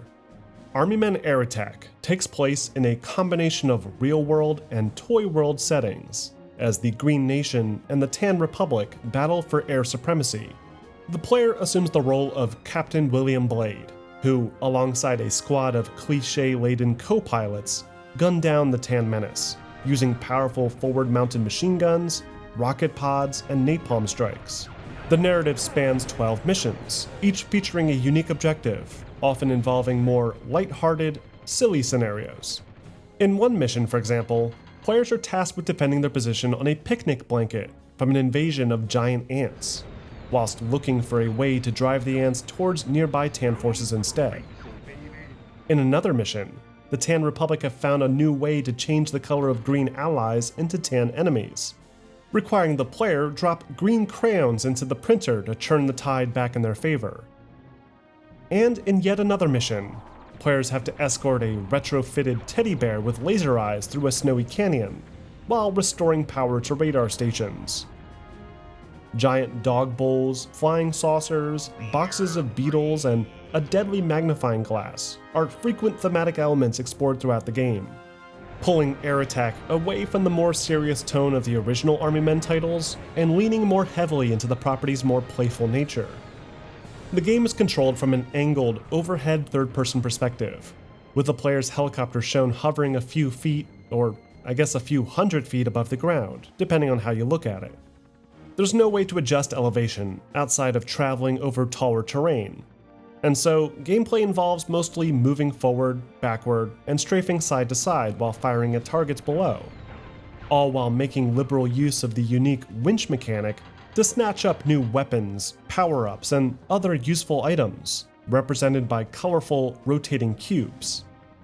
These include standard missile pods, useful for dealing with ground targets, lock-on missiles that are ideal for enemy helicopters, cluster missiles that function similarly but with 4 missiles fired simultaneously, napalm strikes that can make short work of large concentrations of ground targets and buildings, and martyrdom paratroopers, who will drop down and run straight into the nearest enemy, exploding on impact. In addition to these weapon pickups, players can also winch up temporary power-ups as well, like increased weapon damage, shields, and speed boosts, along with the occasional green health pickups to restore the player's health. If the player is shot down, Air Attack does offer a single continue option to help finish the mission, although being shot down twice will mean full mission failure, and require the entire mission to be restarted from the beginning. Throughout the course of the game, players will gradually unlock new and more powerful helicopters that can be selected at briefing screens before each mission, Huey, Chinook, Stallion, Apache, and all feature unique stats that help to balance them out. The Huey, for example, is the lightest helicopter, and therefore the fastest in the game, but it trades that speed for weaker guns and armor. Alternatively, you have the Chinook and the Super Stallion, that while much more heavily armored, are also much slower and not suited for missions that require that extra bit of speed. Players will also unlock various co-pilots too, that all have their own passive benefits to offer. Woodstock, for example, will increase the damage of the player's primary machine guns. The wind cries, Woodstock! Hardcore will improve homing missiles. Rawhide improves the winch efficiency. Felicity, or Bombshell, will improve napalm strikes. And secret unlockable character Sarge appears to share the benefits of all the other co-pilots, though it's a bit unclear given the generic description that the game offers. Air Attack also features some pretty strong variety when it comes to the enemies themselves. Early on, players will face off against pretty standard tan units like infantry, bazookas, tanks, jeeps, PT boats, and battleships. But as the game progresses, more and more unique enemy types start to appear, like shielded bazookamen that are only vulnerable when firing, RC cars that move rapidly around the sandbox and fire missiles, and even different types of helicopters. Add on top of that all the environmental hazards like giant insects, sprinklers, and massive toy robots, and Air Attack may have one of the most diverse group of enemies in the entire series. Add on top of all this the fact that the campaign can be played in split-screen co-op with a friend, and Air Attack offers one of the more polished and enjoyable experiences across the entire franchise. And this sentiment was shared by reviewers as well, with average review scores sitting around the mid 70% range. Not amazing, but when considering most titles with the Army Men label even out at about 50%, it's still a pretty solid achievement. Like with the original two Army Men games, Air Attack, or rather Air Combat, also received a Game Boy Color port. Created by Fluid Studios, Air Combat is a much simpler aerial combat action game, displayed using a generic isometric viewpoint with much simpler gameplay mechanics than its mainline console counterpart, and was not met with nearly as strong of a critical response. Air Combat on the N64, on the other hand, is very similar to the original PS1 game, but features some slight improvements as well, including an impressive 4-player split-screen mode. But it's otherwise the same experience. In general, Army Men Air Attack and Combat sales were much better than expected. Players loved the unique take on the series, and appreciated the simple yet accessible gameplay design, especially the cooperative campaign. Though, even if players had not connected with this helicopter shooter game, it wouldn't have made much of a difference, as development for a sequel had already been greenlit before production for the first game had ended. Developed by mostly the same development team, the sequel to Air Attack, simply titled Air Attack 2, was released only a year later, and delivered more of the same, with only minor changes to the gameplay mechanics and little to no graphical improvements on the initial PlayStation platform. Though 5 months later, a much more refined PlayStation 2 port of the game would accompany the release as well, offering more stable frame rates, improved graphical effects like explosions, textures, and shadows, along with higher poly counts and details for the helicopters and enemy units. Air Attack 2 also seems to greatly expand the narrative component for the sub-series, and more directly links the sub-series with the now widely successful Sarge's Heroes games. Extended cutscenes featuring Sergeant Hawk, Grim, Plastro, and Vicky are featured throughout, along with more detailed looks at Air Attack specific characters like Captain Blade, Woodstock, Felicity, and newcomer villain Baron Von Beige. The narrative for the sequel centers around Plastro getting revenge on the Air Attack Squadron by sicking the deadly ace pilot Von Beige on them. It's a bit more cinematic than before, with FMV showing Von Beige gunning down members of Alpha Wolf Squadron, and even some minor character development, as Captain Blade goes AWOL temporarily as a result of his obsession with taking Von Beige down, and the back and forth between Blade and Sarge makes for an interesting dynamic. As far as the gameplay is concerned, Air Attack 2 does make a few big changes.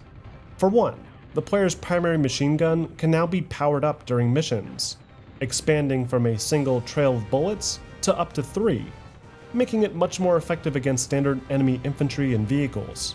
Additionally, the secondary weapon systems have been simplified. Rather than collecting different weapon types and cycling through them during missions like before, each helicopter features its own signature weapon. The Cobra, for example, features fast-firing homing missiles. The Chinook fires rocket pods. The Osprey can drop what looks like a small tactical nuke, and the Apache fires lasers. Meanwhile, the selected co-pilot feature their own unique weapons as well. Woodstock can deploy explosive paratroopers, Hardcore can fire swarm rockets, Hooligan can launch airstrikes, and Felicity drops napalm. This accomplishes two things. First, it simplifies the game's weapon systems, requiring players only keep track of 2 ammo types, helicopter ammo and co-pilot ammo.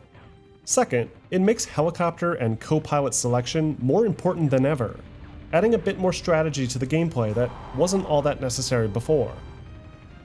With this simplification, item pickups found during missions are handled a bit differently too. Most of the items will replenish ammo or health, with different colors denoting different amounts of health. Power-ups like increased damage and shield return too, but there's also items that might hurt the player, like this one that reverses the controls. There's even new collectible plastic pieces hidden in each level, adding some additional replay value to the game, especially as they contribute to unlocking fun secret characters and vehicle types, mixing up the gameplay further. Overall, Air Attack 2 may look the same on the surface, but it does change up the formula quite a bit, making for an arguably tighter gameplay experience than its predecessor. It's also much more ambitious from a story perspective, as it seeks to expand on the Sarge's Heroes universe that 3DO had begun to cultivate around the time. What's more, Army Men Air Attack 2 may be the single best reviewed game in the entire Army Men franchise, with average scores across both PlayStation and PlayStation 2 versions sitting at a respectable 75%, with critics praising the game's graphics, tight gameplay, and its more clear vision. This was Army Men at its apex, though it wouldn't last, as even the GameCube version titled The Elite Missions would be met with a more familiar below-average reception. And as 3DO pressed forward with a heavier emphasis on Sarge and his Saturday morning cartoon pals, the exploits of ace pilot Captain Blade would be left behind for good. Now that we've covered the mainline PlayStation entries, it's time we finally turn our attention to arguably one of the most important entries in the Army Men franchise. The one that not only transformed the franchise into a multi-million-dollar asset, but also redefined the artistic direction of the property altogether, steering away from Bolin's original, gritty, semi-realistic but satirical tone, and into something more akin to a Saturday morning cartoon special, complete with significant voiceover contributions from a children's animation icon. Nutcracker. Though, to best understand how this all came to be, we have to first take a look at a lesser-known title from 3DO, Battle Tanks. Battle Tanks is a vehicular combat game, set in a post-apocalyptic future, where a majority of the world's female population has been killed off by a viral outbreak, forcing an all-out war over the last few remaining women, or Queen Lords. It's a wild premise, one that only the late 90s could produce, as these kinds of edgy post-apocalyptic vehicular deathmatch games were all the rage. But more importantly, it was a crucial technical achievement for 3DO's core development team, led by creative director Michael Mendheim, that would serve as the backbone for the Army Men franchise's next major phase. Originally pitched in January of 1998, Mendheim's project, under the working title Ultra Army Men, was given a little over a year of production time, and was intended to be the face of the franchise moving forward, delivering a more cinematic, action-oriented experience in line with the then popular Tomb Raider series and Rare's iconic GoldenEye 007. Remember, this was still early 1998. The original Army Men game for Windows hadn't even been released yet, as it was still being finalized by Bolin's team down the hall. So this project truly was set to be the next major evolution for the series. And what's more, it was even being teed up as the 3DO company's Mario of sorts, with the intention of featuring extensive licensing deals with toy makers, comic book publishers, and television producers. One document, dated January 20th, 1998, provides an extensive overview of the project's planned direction, pointing to a heavily involved third-person shooter experience, where players recruited different squad members, each with their own unique appearance, personality, and weapon specializations. Players would then be able to select between these soldiers on the fly, using their unique skills to overcome different challenges, like dealing with tanks, helicopters, or large concentrations of enemy infantry. The documents frequently reference two different proposed concepts for the game, Rambo mode and Squad mode, that would offer two wildly different ways to play, with players controlling Sarge exclusively in this Rambo mode and needing to find weapons and use them firsthand, much like how the PlayStation Army Men games had functioned. While Squad mode involved swapping between selected units in a mission briefing screen, similar to what ended up being incorporated into Team Assault. Menheim's team even explored the potential for a first-of-its-kind 4-player split-screen cooperative campaign that would allow players to tackle each of the missions together using different members of the squad. Though, due to the technical complications associated with this later concept, the idea was abandoned early on, and the team agreed to stick with the Rambo game concept, limiting the player to controlling only Sarge throughout. And following some principal programming and engineering work in the first half of 1998, full production began on what would eventually become Sarge's Heroes. One of the most key features of the Sarge's Heroes project was its increased emphasis on a character-driven story, something that the Army Men franchise had never truly embraced before. The original Sarge from Bolin's game was mostly a stand-in for the player's imagination, with some cool one-liners after picking up a flamethrower, but not much else going on. Sarge's Heroes would need to change that. This was 3DO's chance to have a real marketable character on par with something like Sonic the Hedgehog. He had to be courageous, strong, and more importantly, badass. The ultimate soldier. The ultimate tan-killing machine. With this goal in mind, the artist got away from trying to imitate those classic Army Men toys and went in a more creative direction, giving their version of Sarge a much broader chin, usually accompanied with light stubble, a dented helmet, and an aggressive facial expression. At one point, a bandage was added over the bridge of the nose, adding that extra bit of personality to the design to help put it over the top. But Sarge was only one part of the equation. The game also had to feature his squad after all, so extra care had to go into designing each and every unique squad member as well, exaggerating their various personality profiles with over-the-top cliches in hopes that they'd stand out over top of the solid green coloration that risked hiding any specific artistic details. Sarge's nemesis, General Plastro, that we've now seen crop up on occasion in other titles, was initially designed for this project, early concepts for which can be seen rendered in the cinematics of the original Army Men, with an almost Mussolini-inspired appearance.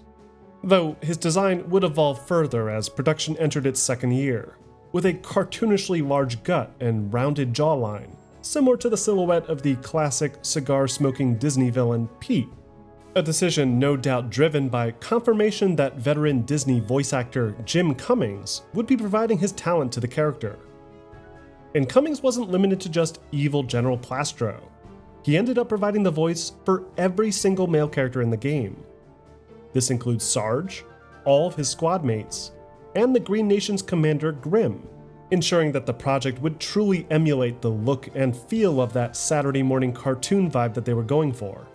To round out the character roster, 3DO decided that it was imperative that they begin to broaden the appeal of the franchise as much as possible, looking to Core Design's Tomb Raider franchise for inspiration, and built their very own sexy, badass female love interest, Nikki, later renamed to Vicky, and voiced by veteran cartoon voice actor Susan Blue. With Vicky, they struggled for months landing on an appropriate design direction, as they wanted to balance the attractiveness of the character with apparent functionality on the field, ensuring she would fit in with the rest of the crew. Interestingly, she was not given the same iconic plastic green skin either, opting to make her appearance more like a combat-ready Barbie doll instead. A decision likely made to improve her marketability and overall sex appeal in promotional material moving forward. While all the character and narrative work was going on, Mendheim directed multiple two-person teams simultaneously, responsible for building each level in the game, with tight month-long development schedules that didn't afford enough time initially for important revisions and updates. On top of this, the two principal engineers needed to help convert the engine for battle tanks were stuck working remotely for the first several months of production, which made it even more difficult for the artists and programmers to begin building out the missions. But after hiring an additional associate designer late in production, these gaps were filled slightly, allowing the team to shift and quickly transition to building out a PlayStation port of the title using a modified version of the Army Men 3D codebase.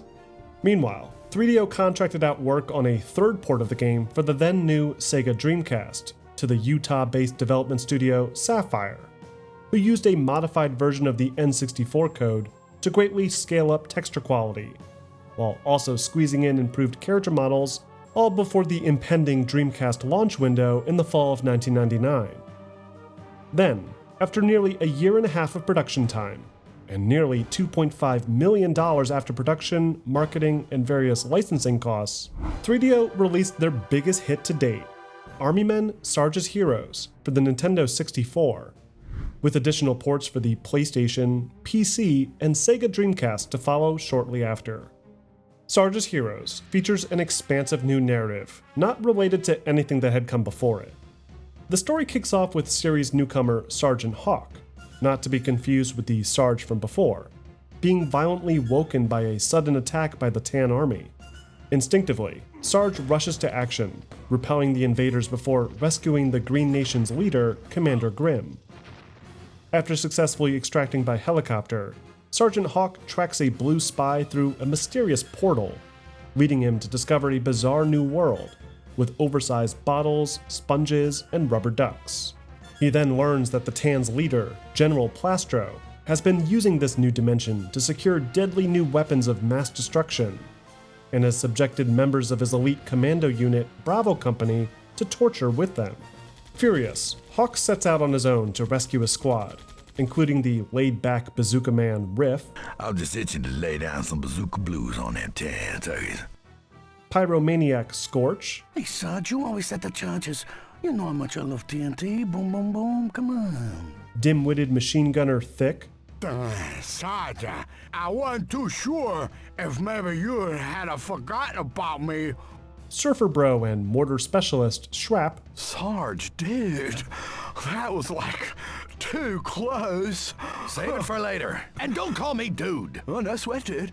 and the nervous wreck Hoover, who's ironically in charge of mine disposal. You gotta take me to it. But no, that's on the other side of the minefield. That's what I'm telling Where's you. your spine, soldier? Be all you can be. You're a minesweeper. wanna- Start sweeping. I don't want to sweep anymore. No! Okay, I guess I will. Along the way, players venture across a variety of unique environments, mixing the traditional, realistic setting of the Army Men world like forests, deserts, and frozen mountainsides, with locations from our own world like a giant bathtub, garden, sandbox, kitchen countertop, and even a battle across a living room, complete with oversized Christmas tree and wrapped presents. From a story perspective, Sarge's Heroes is a much more comically driven, lighthearted adventure, keeping the rivalry between the Green and Tan forces real while putting them in overly nonsensical scenarios. It even seems to lean into its clear Disney-inspired roots, with the villain being disposed of in a comically poetic way, and even an obvious play on Pixar's classic tradition of featuring animated blooper reels. Though seeing these also depends on the version being played. Due to the limitations of the Nintendo 64 and Dreamcast discs, the higher fidelity FMVs that help tie the whole game together are absent, replaced by far less impressive rendered sequences. In fact, the N64 platform contains barely any of Jim Cummings' voiceover work, relying instead on text boxes in most cases. The PlayStation and PC versions, on the other hand, do include much more impressive pre-rendered FMVs, but also feature much more generic environments and character model designs due to the limitations of the PlayStation engine that they utilized, almost making them feel like completely different games. Regardless, all four versions of Sarge's Heroes offer a roughly 5 to 6 hour campaign to play through, with a far greater emphasis on narrative than any Army Men game at the time, and it's often cited as being one of the most cinematic entries in the entire franchise, no doubt contributing to its lasting legacy. When it comes to its gameplay, Sarge's Heroes plays a bit like Army Men 3D, with a third-person viewpoint and an emphasis on infantry combat in mostly linear environments.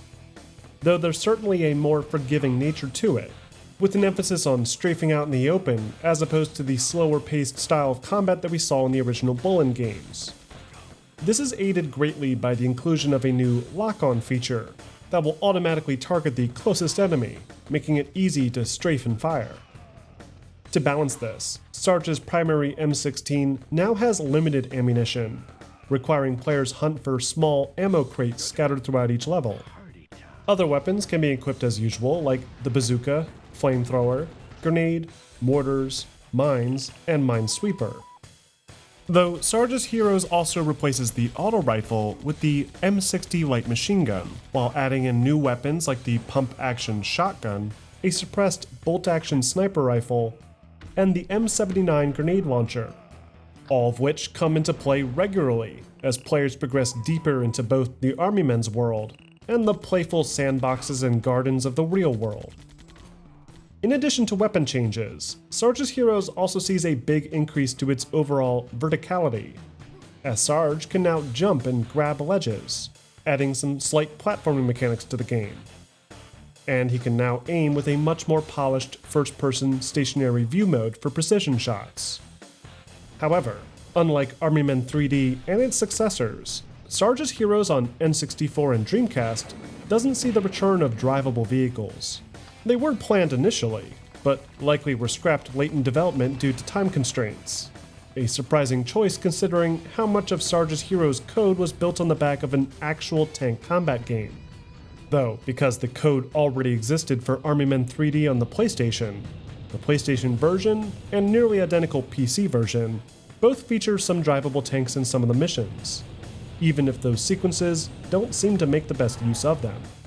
Alongside this key difference are some fundamental differences in the core level design, with Sarge's Heroes on the PlayStation feeling much wider and spacious, while the main N64 and Dreamcast versions feel tighter and more deliberate.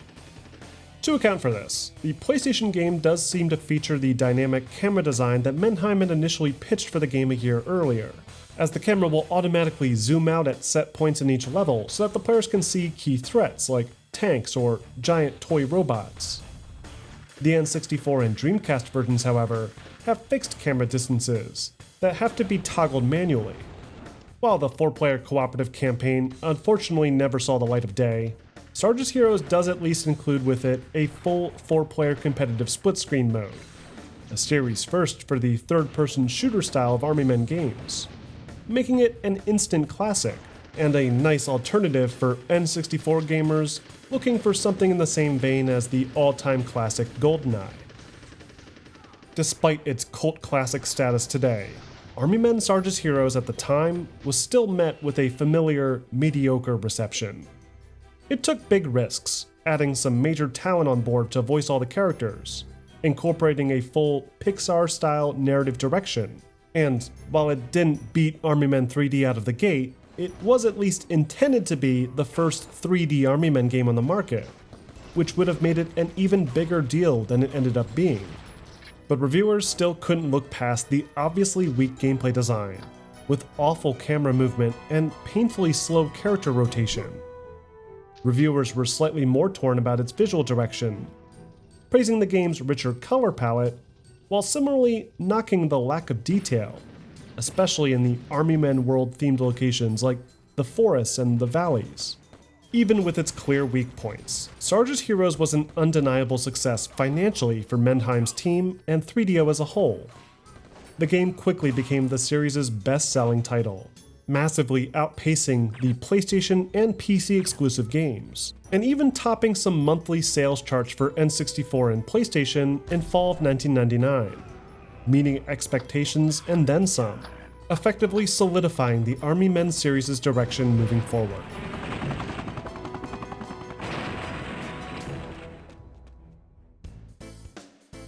Following the success of Sarge's Heroes, at least in relation to the many other Army Men games covered thus far, it became clear to the executives at 3DO that Sergeant Hawk and his band of misfit Green Commandos were now the face of the Army Men brand.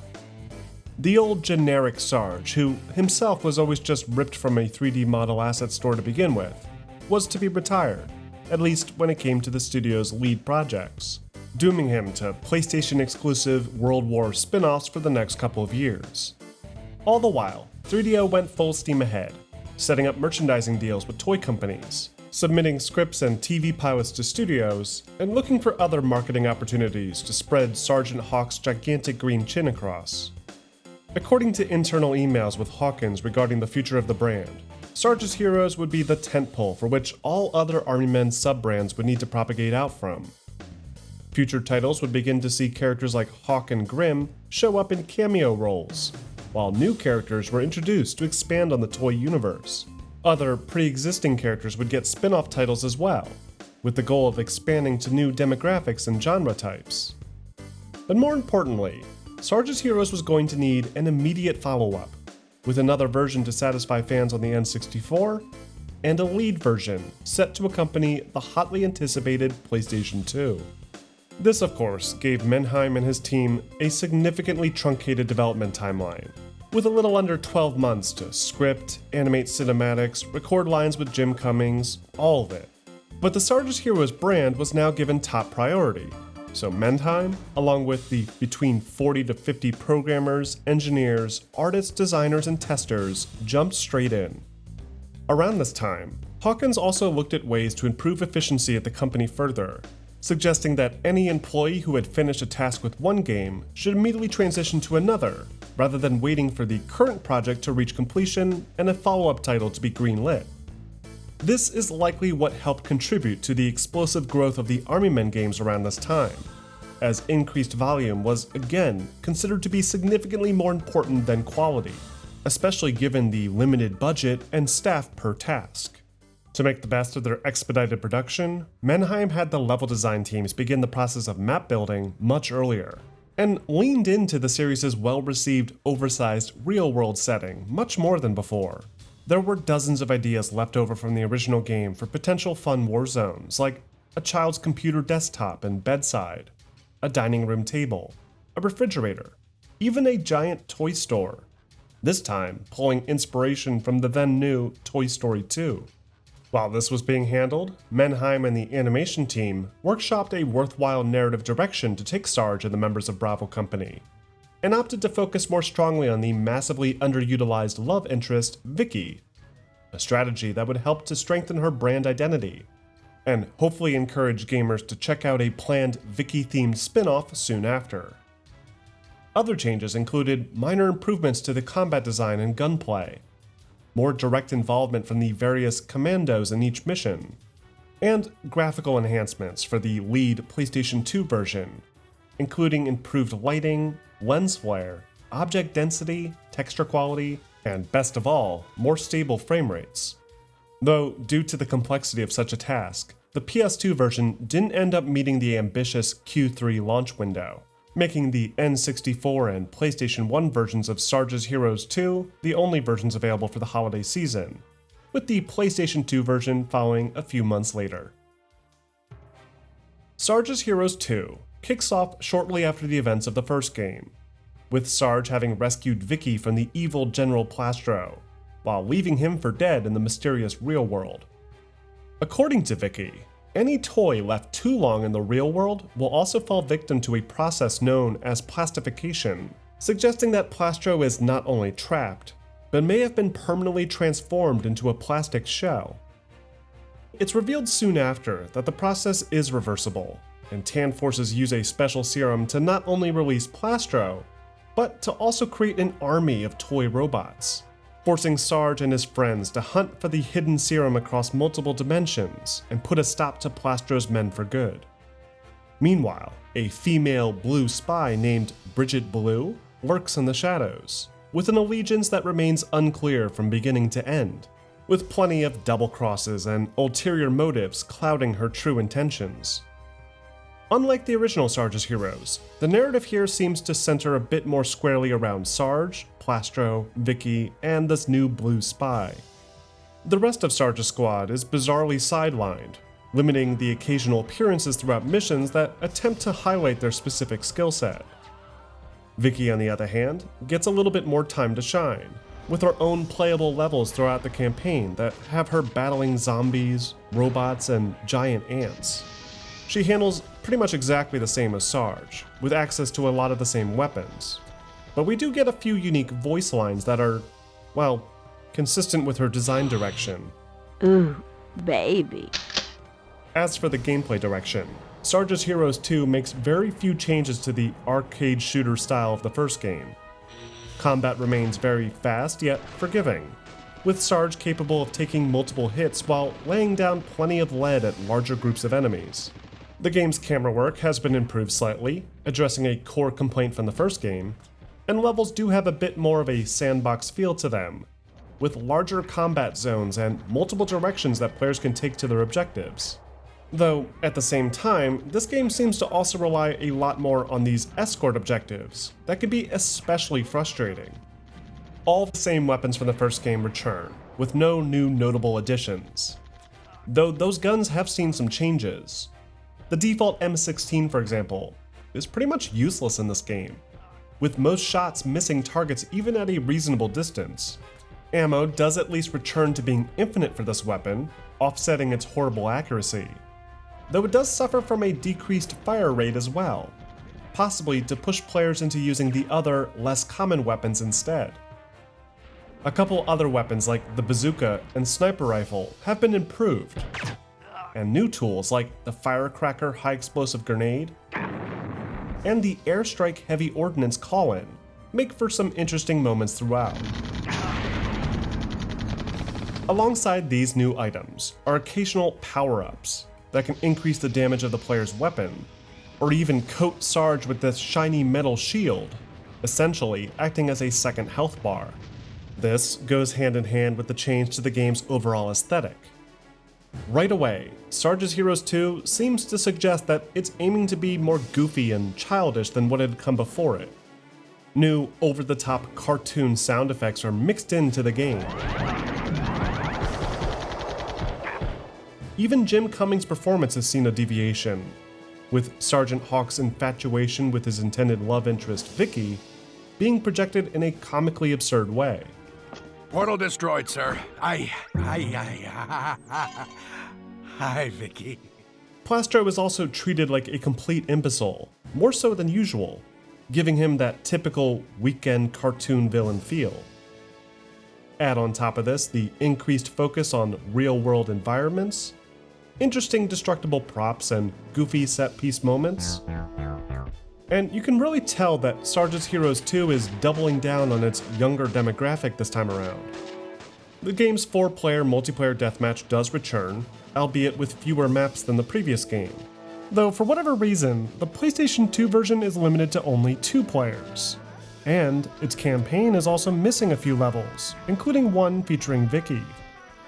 As far as the complete package goes, Sarge's Heroes 2 is a bit underwhelming. The original game wasn't necessarily amazing, but Sarge's Heroes 2 does seem to break more than it fixes. It seems to downplay the importance of Bravo Company in favor of an increased focus on a plot with Vicky. It massively nerfs the standard assault rifle to the point of making even the most straightforward firefight tedious. And its frequent escort objectives and long stretches without any checkpoint system make playing through the campaign a chore. All that being said, there are at least some cool moments throughout that are worth experiencing for fans, like fighting across a pool table, or blowing up a helicopter over an oversized bed.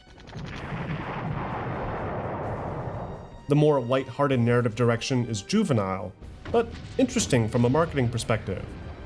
And the shameless promotion of what 3DO hoped would be a major new female gaming icon is entertaining at the very least, but the critics were much less forgiving.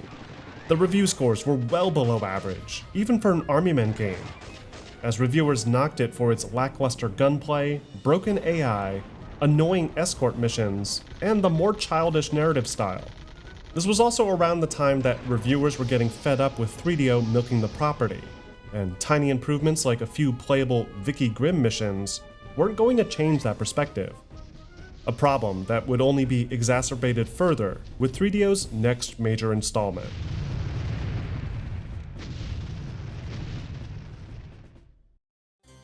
As mentioned previously, 3DO were looking to maximize efficiency during this era, seeing any potential downtime for its salaried workers to be an unnecessary cost. So after completing a task for one game, say Sarge's Heroes 2, employees were quickly redirected towards the next project in the pipeline, building assets, sculpting level environments, and designing gameplay features based on almost non-existent story material. In this particular case, the next major project that most of the production team from Sarge's Heroes 2 would end up working on was a brand new spin-off property, featuring the skin-toned, green-haired, sexy Barbie doll, Vicky. Initially conceived as a direct competitor to the iconic Tomb Raider franchise, the Vicky spin-off would mark a drastic departure from the traditional Army Men formula, with an increased emphasis on platforming, expansive scale, and a more adventurous feel. 3DO were hopeful that by doing this, they might encourage a stronger female demographic response, one that thus far had not been considered a realistic venture for the property. Though this intent was muddied by the game's eventual marketing direction, with Vicky often portrayed like Lara Croft, usually wearing tight-fitting space pants or no pants at all. Once the project had been approved, pre-production began around mid-2000, with a lot of recycled assets like object models, texture maps, and underlying code used to help shape the environments. Interestingly, Michael Mannheim did not oversee the creative direction for this project, as he was instead promoted to oversee production as executive producer. In his place was director John Solera, whose prior work involved smaller baseball games. This was an interesting choice given the much larger scale of the project on hand, though overseeing him was none other than the company head Trip Hawkins, who stepped in as creative director to help oversee the rest of the project. By the end of production, the team of this spin-off Vicky game exceeded 80 roles, nearly 30 more than Sarge's Heroes 2. This meant much higher cost, and possibly an underestimation of just how demanding the more open-ended gameplay direction was to develop. In fact, the project was so messy that the PlayStation 1 version of the game was eventually cancelled, and members of that development team were lumped in with the rest of the core PS2 designers. Hoping that sales would help to compensate in this area, the marketing team at Sandman Studios ambitiously pushed the title, with large pin-up poster-style ads of Vicky and misleading mock screenshots, suggesting that the game would feature massive open worlds that were unprecedented for the PlayStation 2. This, of course, was not even close to being the case, and 3DO released the ill-fated Portal Runner for PlayStation 2 on, and this is true, September 11, 2001. Portal Runner takes place immediately after the events of Sarge's Heroes 2, with Plastro having been defeated and peace between toy realms fast approaching. Seeing an opportunity, Bridget Blue re-emerges from the shadows, and with the help of her robot companion Rage, begins to fill the power vacuum left by Plastro, conquering a series of realms found throughout the toy store. After conquering a fantastical medieval realm, Bridget comes to the realization that she needs a viable mate to rule alongside her as king. So, seeing Sergeant Hawk as the only viable candidate, she hatches a plan to win him over, and decides to eliminate Vicky from the equation by trapping her in a prehistoric toy world. Lost and surrounded by deadly toy dinosaurs, Vicky and her new pet sidekick, Leo the Lion, work together to escape, and then proceed to put a stop to Bridget's quest for dimensional domination. As far as the writing and complexity of the story goes, it's not necessarily the worst thing in the series. Sure, the characters are paper thin, and the writing is as corny as it gets, but it does succeed in at least feeling like a straight-to-home video cartoon special feature. There's also a respectable scale to the narrative this time around, as it seeks to expand on the lore of the Army Men franchise by expanding on previously underutilized characters, while also introducing new toy worlds for the characters to interact with. Veteran voice actors Susan Blue and Jim Cummings do reprise their roles too, maintaining consistency despite the title's clear departure from the core gameplay design. As far as the gameplay is concerned, Portal Runner does feel like a massive departure from what had come before. It is once again controlled from a third-person perspective, with players taking exclusive control of Vicky as they explore multiple levels spread out across 3 primary environment types: prehistoric jungle, medieval fantasy, and sci-fi spaceship. But the combat is treated more as a secondary aspect rather than the core focus. Most of the game involves platforming and exploration, using new movement controls to explore far more vertical level designs. You can certainly see some of that Tomb Raider inspiration here, with larger level designs and multiple explorable paths. Though there's also a bit of a looser feel to it, with unique gameplay mechanics introduced at seemingly random intervals depending on the level. Some levels feature a lot of platforming mixed with combat, while others are built around some form of puzzle that needs to be solved. In this way, it's very inconsistent, almost like the design was never fully agreed upon for the spin-off as a whole. Despite not featuring any guns of any kind, Portal Runner does feature its own combat system, with Vicky making use of a new bow and arrow, along with a decent variety of arrow types, each used for different purposes. There's your generic basic arrows that can trigger objects and defeat enemies, fire arrows to inflict burning damage and burn away specific obstacles, explosive arrows to destroy weakened walls, water arrows to douse fire, lightning arrows, which are effective against robotic enemies, piercing arrows that have increased velocity and can penetrate multiple enemies, and trident arrows that allow Vicky to fire 3 arrows at once. There's also a golden arrow on occasion that's used specifically to complete set objectives like opening a locked door. To further incentivize exploration, players can seek out colorful gems scattered throughout each level, each color donating a different point value. For every 10,000 gems collected, Vicky and Leo both receive a permanent boost to their max health that can be replenished by picking up floating pink heart pickups. Alongside all this, players can also interact directly with their new plastic lion friend Leo, who will aid in combat by default, but can also be ridden like a horse in some levels, with increased speed and longer jump distances depending on his fluctuating fury meter. Overall, Portal Runner is at least playable. The platforming works, there's some decent puzzle challenges, and a bit of combat variety here and there, and there is at least an attempt at telling a cinematic story.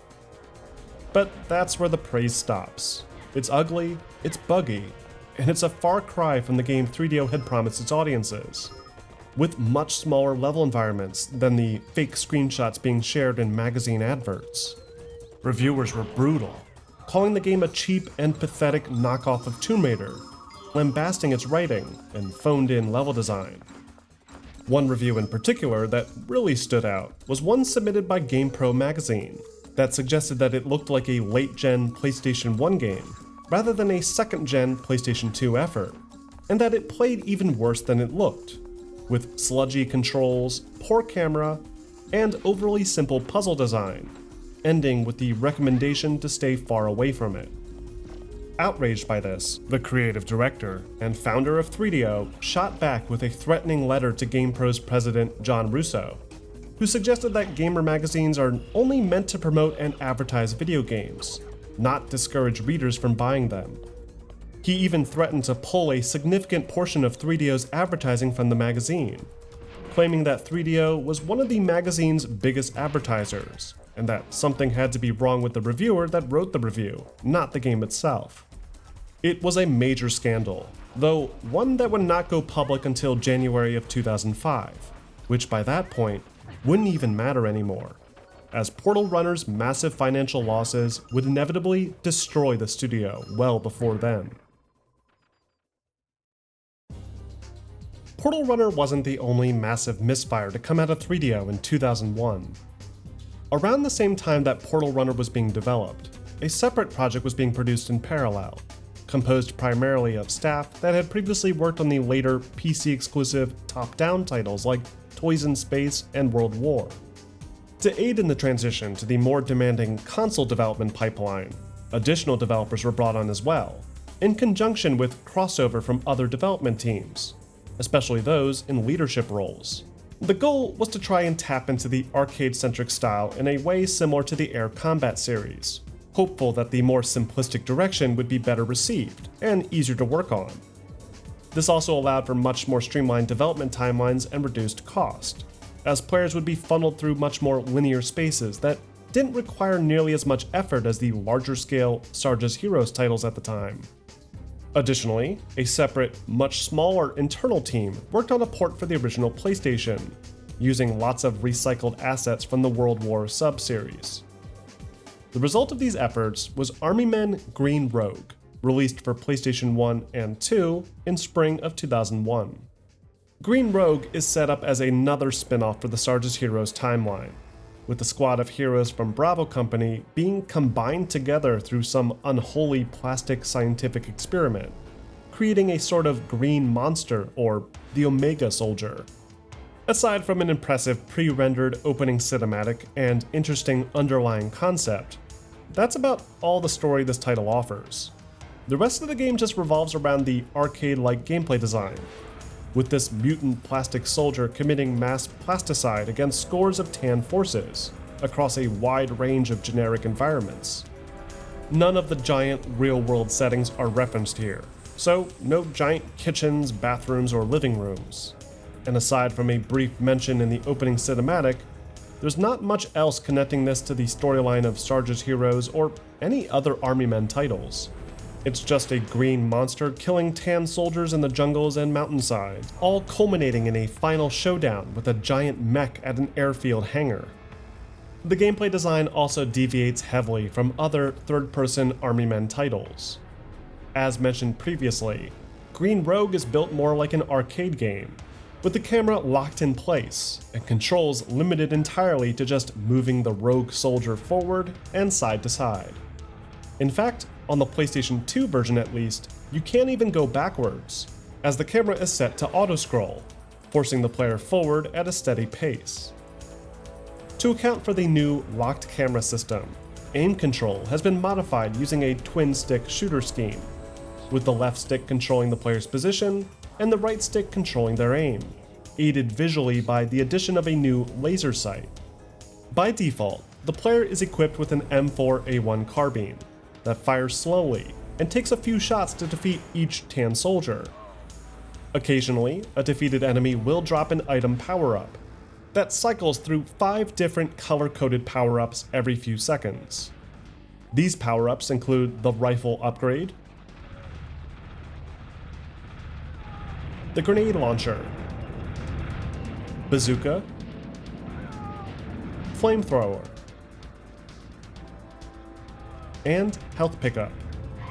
By choosing to collect one of the 4 weapon pickup options, the player's weapon is instantly changed, requiring different approaches to combat depending on that weapon choice.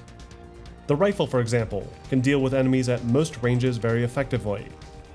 The flamethrower is great for close range, and the bazooka is decent for clusters of enemies further away. The grenade launcher is not all that useful at all though, and if anything, is more of a hindrance than an actual upgrade. If the player collects the same weapon from a pickup again, then that weapon will be upgraded to an improved variant, with increased power and effectiveness. This can be done up to 3 times, with the top tier variants usually being extremely powerful and capable of wiping out large squadrons of enemy troops, all while transforming the Omega Soldier into a giant Hulk-like creature. The catch is that picking up the wrong weapon from a pickup will instantly revert back to square one, which can make for an extremely frustrating moment as your screen-clearing flamethrower is suddenly replaced with the pitiful single-shot rifle again. Being killed also resets the player's weapon, though players can at least find extra lives on occasion, which come in handy when dealing with the occasional challenging boss encounter. Finally, there's the Biostrike, that acts like a sort of get-out-of-jail-free card, with different levels of effectiveness depending on how many green biohazard items have been stored by the player. Because Green Rogue is built to be more arcade-like, each mission features a scoring system and accompanying statistics screen at the end, complete with rewards and medals for good performance. All in all, it's not necessarily the worst idea, as the gameplay itself seems interesting enough and is also narrow enough that it feels better realized than some of the other more ambitious entries. Though it's also ultimately a forgettable and lackluster experience that failed to change opinions on the property as a whole. The PS1 version, on the other hand, is considerably different. Despite sharing the same name and general premise, Green Rogue on PlayStation 1 plays very differently. For one, there's no auto-scroll here, allowing players to move forward and backward along these linear trails at any pace they like. Additionally, weapon pickups do not replace the player's current weapon, and can be upgraded independently, allowing players to stockpile multiple Tier 3 weapons. These features alone do feel like they make for a much better experience than the mainline PlayStation 2 version. But the PS1 version suffers from its own issues, mainly its horrible performance and lackluster visuals. Collectively, both versions of Green Rogue were considered failures, adding to the ever-growing pile of green shovelware flooding storefronts. It made a number of mistakes, mainly not leaning into the aspects of the property that actually made it fun to begin with, while also narrowing the gameplay scope into something even more scripted and linear than what had come before. As a result, Green Rogue is widely considered to be one of the weakest entries in the series, right alongside Portal Runner, making 2001 an especially bad year for the Army Men brand as a whole. Now, before we finally round the corner and start discussing that final blow to the Army Men franchise, let's take one last detour and talk about some of the later portable entries to the franchise. We've already discussed the first two Army Men games on Game Boy Color, and yes, there were some less than stellar Game Boy ports for both Sarge's Heroes 2 and Portal Runner as well, but Army Men's portable incursion didn't stop there. As 3DO looked at ways to bring the plastic soldiers to Nintendo's Game Boy Advance before the device was even available. Back in August of 2000, 3DO contracted out two different portable game development studios for the task, including DC Studios, who had previously worked on a Game Boy Color version of NBA Jam for Acclaim. The goal was to make a sort of isometric version of their breakaway hit Sarge's Heroes, only with improved graphics and gameplay mechanics, along with FMV sequences similar to those used for the original PlayStation release. Production for the project was intended to last only 6 months, with an estimated ship date of January 2001, and would feature expansive level environments, exploration elements, and even unique destruction mechanics. But after an initial milestone check-in, the project was silently cancelled, with an early prototype and technical supplements being uncovered early last year.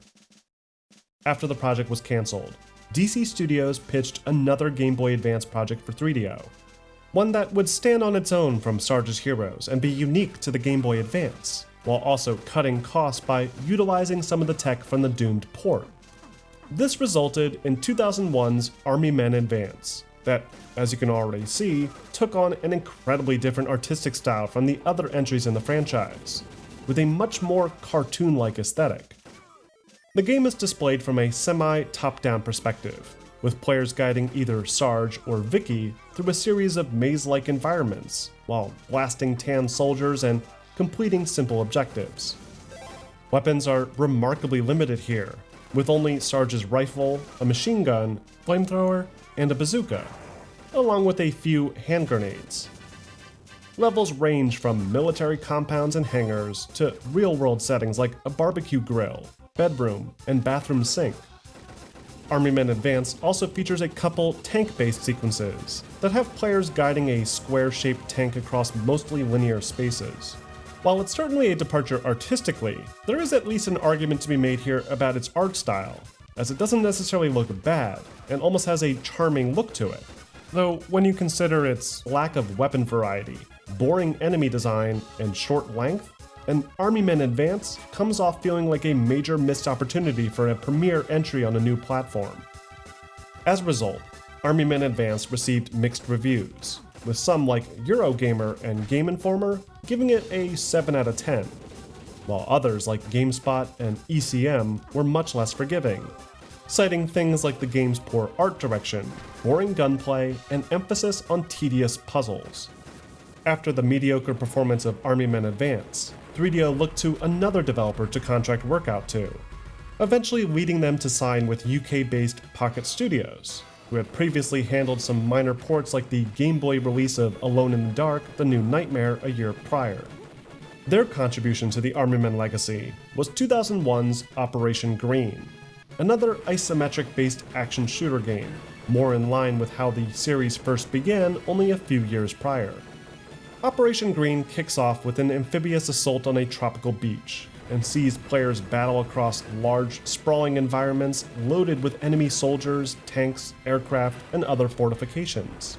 Classic weapons like Sarge's rifle, machine gun, bazooka, grenades, and minesweeper all return, though this latter tool has been reimagined so that it has a limited use, and can be used to enter optional minefields on the side of the path to find valuable items. Vehicles like jeeps and tanks are also available to play with, and due to the increased size and scale of each mission, extra lives have also been incorporated, giving players more of a fighting chance than usual. Visually, it's a marked improvement over the previous Game Boy Advanced offering, with rich color, realistic shadowing, and nicely rendered soldier models. But the game's overly large level designs, inconsistent pacing, and dated password-based save system ultimately hurt the game's impression with critics, and Operation Green only improved on its predecessor by the slimmest of margins, earning average scores of about 60%. The final submission to Army Men's exclusive portable handheld library came from a familiar source, Mobius Entertainment, the same studio that would go on to create iconic portable gaming classics, especially the Game Boy Advanced version of Max Payne, and of course, Grand Theft Auto Liberty City and Vice City stories. But well before they developed those titles, they contributed to the massive pile of Army Men titles in the early 2000s. Their contribution? Army Men Turf Wars for the Game Boy Advance, the very last 3DO-produced handheld entry to the franchise. Turf Wars is arguably one of the best realized recreations of that classic Army Men formula, as it avoids the pitfalls of the overdeveloped, maze-like environments featured in Operation Green, and features somewhat more linear, focused missions that emphasize enemy engagement and unique combat obstacles. The game takes place in the real-world environment, leaning into its toy-based aesthetic more, but also retains that grounded, realistic nature of the combat itself, with classic weapons, vehicles, militaristic themes, and plenty of melted plastic. Sarge can run, jump, roll, and climb up and over a variety of obstacles, making him one of the more feature-complete versions of Sarge in possibly the entire series. And vehicles like tanks and jeeps return as well, and feel genuinely effective. The only problem then was the game's length. Even for an Army Men game, Turf Wars is insultingly short, clocking in at a little under 2 hours from start to finish. The level designs also start to blend together partway through, with a lot of the same blocky, vertical styles and little differences between them outside of the layout and background textures. As a result, Turf Wars failed to send off the Army Men series on the Game Boy Advance in any meaningful way. In fact, the game went so far under the radar that you'd be hard-pressed to find any legitimate review from around when it first released. Fortunately for Mobius, the opportunity to redeem their name wouldn't take long to materialize, saving them from obscurity, and ultimately leading them to being a major contributor to one of the most successful video game franchises of all time. But for many other contracted development studios, the same couldn't be said, as working on the Army Men brand was almost a death sentence, as the damage dozens of low-quality releases had inflicted on the brand was just too difficult to navigate. The next installment to the Army Men franchise is possibly one of the most interesting, as it steers clear of the typical action-oriented direction of most titles in the series in favor of a more strategic approach. It too would not be developed by 3DO's internal studio, due to staff shortages in the later half of 2001, and was instead contracted out to a then unknown game development house, the very same responsible for hugely popular games in the mid-2000s like Star Wars Battlefront, Battlefront 2, Destroy All Humans, and several more. Though what many may not realize is that those games all owe a bit of their creation to 3DO's Little Plastic Men, as the then new Australian-based Brisbane division of this company had agreed to take on the infamous brand.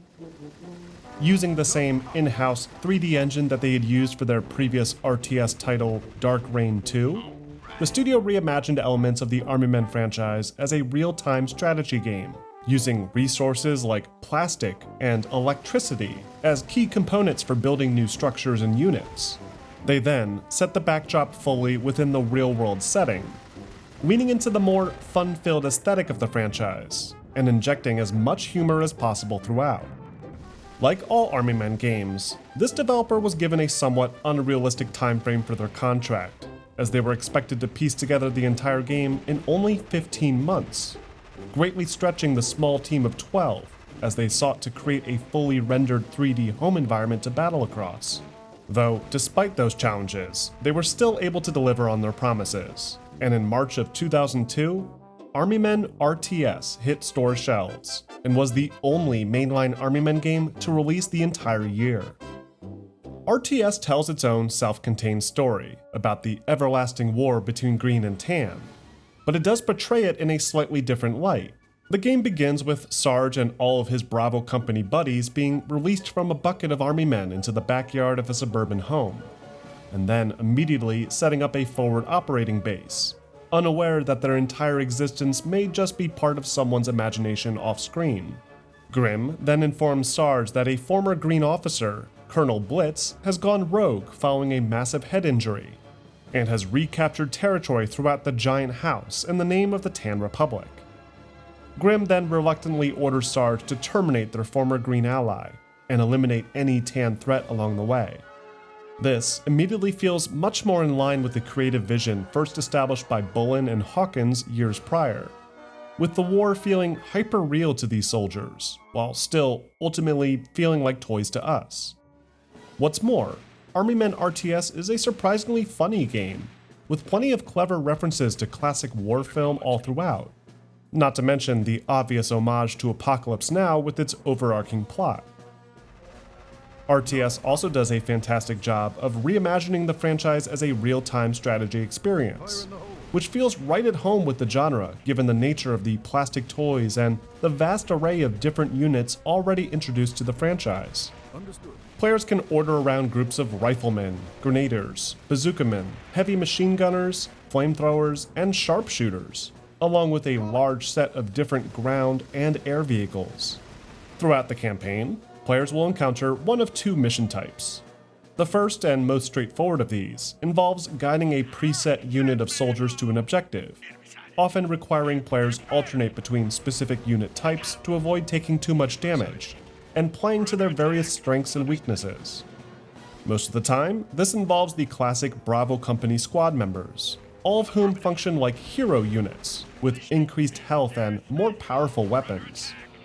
But now and again, you'll get a few disposable units like your standard riflemen that are just there to fill the gaps in the line. The other mission type is more involved, and will require careful resource management and endurance to succeed. Like most RTS games, Army Men RTS revolves around resource management, which in this case takes the form of plastic and electricity that can be found in limited quantities at specific large object models in the environment, like this big frisbee or this analog watch. Dump trucks then take the plastic to a refinery, where it's converted to a usable resource that could be spent to build more structures, or units. What's unique here is that because all the buildings, vehicles, and units are also made of plastic, Army Men RTS lets you cannibalize yours and enemy units, and then convert their melted pools of plastic into a usable resource that in turn can be used to create more plastic forces. It's a brilliant idea, and one that comes in handy much later in the game, as massive skirmishes create large pools of plastic everywhere, in an otherwise resource-limited space. As players expand their footprint, upgrades to units and structures unlock additional functionality, allowing for a stronger response to the enemy and their forces being built in parallel. Like with any RTS, unit diversity is key, and balancing the limited plastic and electricity pool is key to overcoming the opponent, making for lots of high-stakes final confrontations that can easily make or break an hours-long battle. Visually, Army Men RTS is a beautiful-looking game, well beyond the quality expected from the IP, with highly realistic 3D background environments and texture work, along with some great 3D unit models and animation design. The entire game being contained within a single house also makes for some great variety, as each room is often used in a unique and interesting way, like this kitchen floor that requires players fend off attacking Tan forces from multiple angles underneath the table, or the living room, that tasks players with securing the mysterious gaming console that is said to offer unlimited power. The developers even found a clever way to incorporate those more traditional Army Men environments by suggesting that they all take place on a giant hobbyist table in the attic, complete with rolling green hills, mountains, trees, and train tracks. It all culminates in a final showdown with Colonel Blitz that requires players use everything that they've learned to overcome some brutally aggressive enemy attacks as they crawl along the outer walls and build a fresh army strong enough to take down the Colonel's defenses. Overall, Army Men RTS was met with average reviews, with several critics begrudgingly admitting that it had won them over, with Andrew Rayner from Game Informer admitting that upon learning he was going to be reviewing another Army Men game, he contemplated impaling his own eye with his pen, only to be surprised when the game actually was clever and entertaining. Many complimented the game's humor, and applauded the studio for their efforts in translating the controls over to the PlayStation 2's limited controller scheme. But others found fault in Army Men RTS's generally simple RTS mechanics, pointing to other RTS games at the time, and how much more control they offered when ordering movement, attacks, and general formations. As far as sales were concerned, Army Men RTS did sell moderately well, with respectable numbers, but nothing necessarily to write home about. It's since become something of a cult classic for nostalgic fans, but never necessarily reached the same heights as other games within the same genre, as it offered a somewhat simplified core experience and lacked the depth necessary to make it stand out. Regardless, Army Men RTS is still one of the better games to be published by 3DO, and, as it happens, would also be the very last title fully published under the 3DO banner.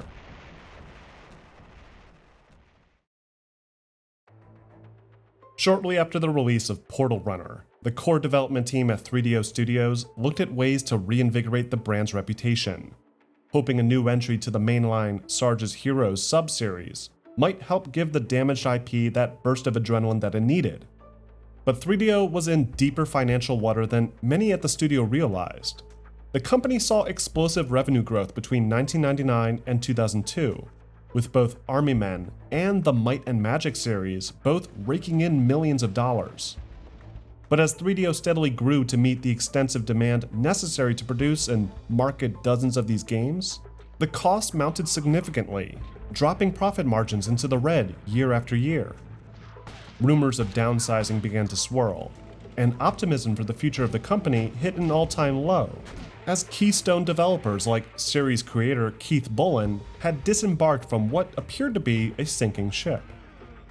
Trip Hawkins, seeing no other way forward, decided not to bail out the dying studio, and the 3DO company filed for bankruptcy in May of 2003.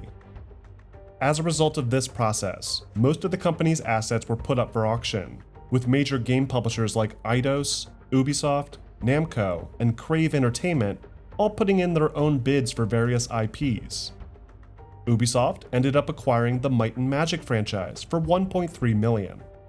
Namco acquired Street Racing Syndicate for $1.5, Microsoft purchased High Heat Baseball for $500,000, and the bid for the Army Men IP was reportedly won by Crave Entertainment for only $750,000. Though for reasons unknown, that sale never seems to have been finalized, and the IP was later acquired by a future Take-Two Interactive subsidiary instead. While all of this was going on, the team at 3DO Studios were actually already in full production on a third entry to the Sarge's Heroes series, and had even begun working with the then much more technically efficient renderware engine to help streamline production for newer consoles like the PS2, Xbox, and GameCube. The team also wanted to redirect the artistic direction of the IP away from the overly childish design of the past several entries, and sought to bring back the over-the-top violence and mature satire that had always been so key to the franchise from the start. As work on the pre-rendered cinematics had begun to wrap up in mid-2003, news of 3DO's impending bankruptcy put a damper on the project. Developers either left or were laid off shortly after, with only a few designers and team leads staying on through the transitionary period. Then, in July of 2004, a little over a year after the death of 3DO, Army Men Sarge's War was released for the PlayStation 2, Xbox, GameCube, and Windows platforms.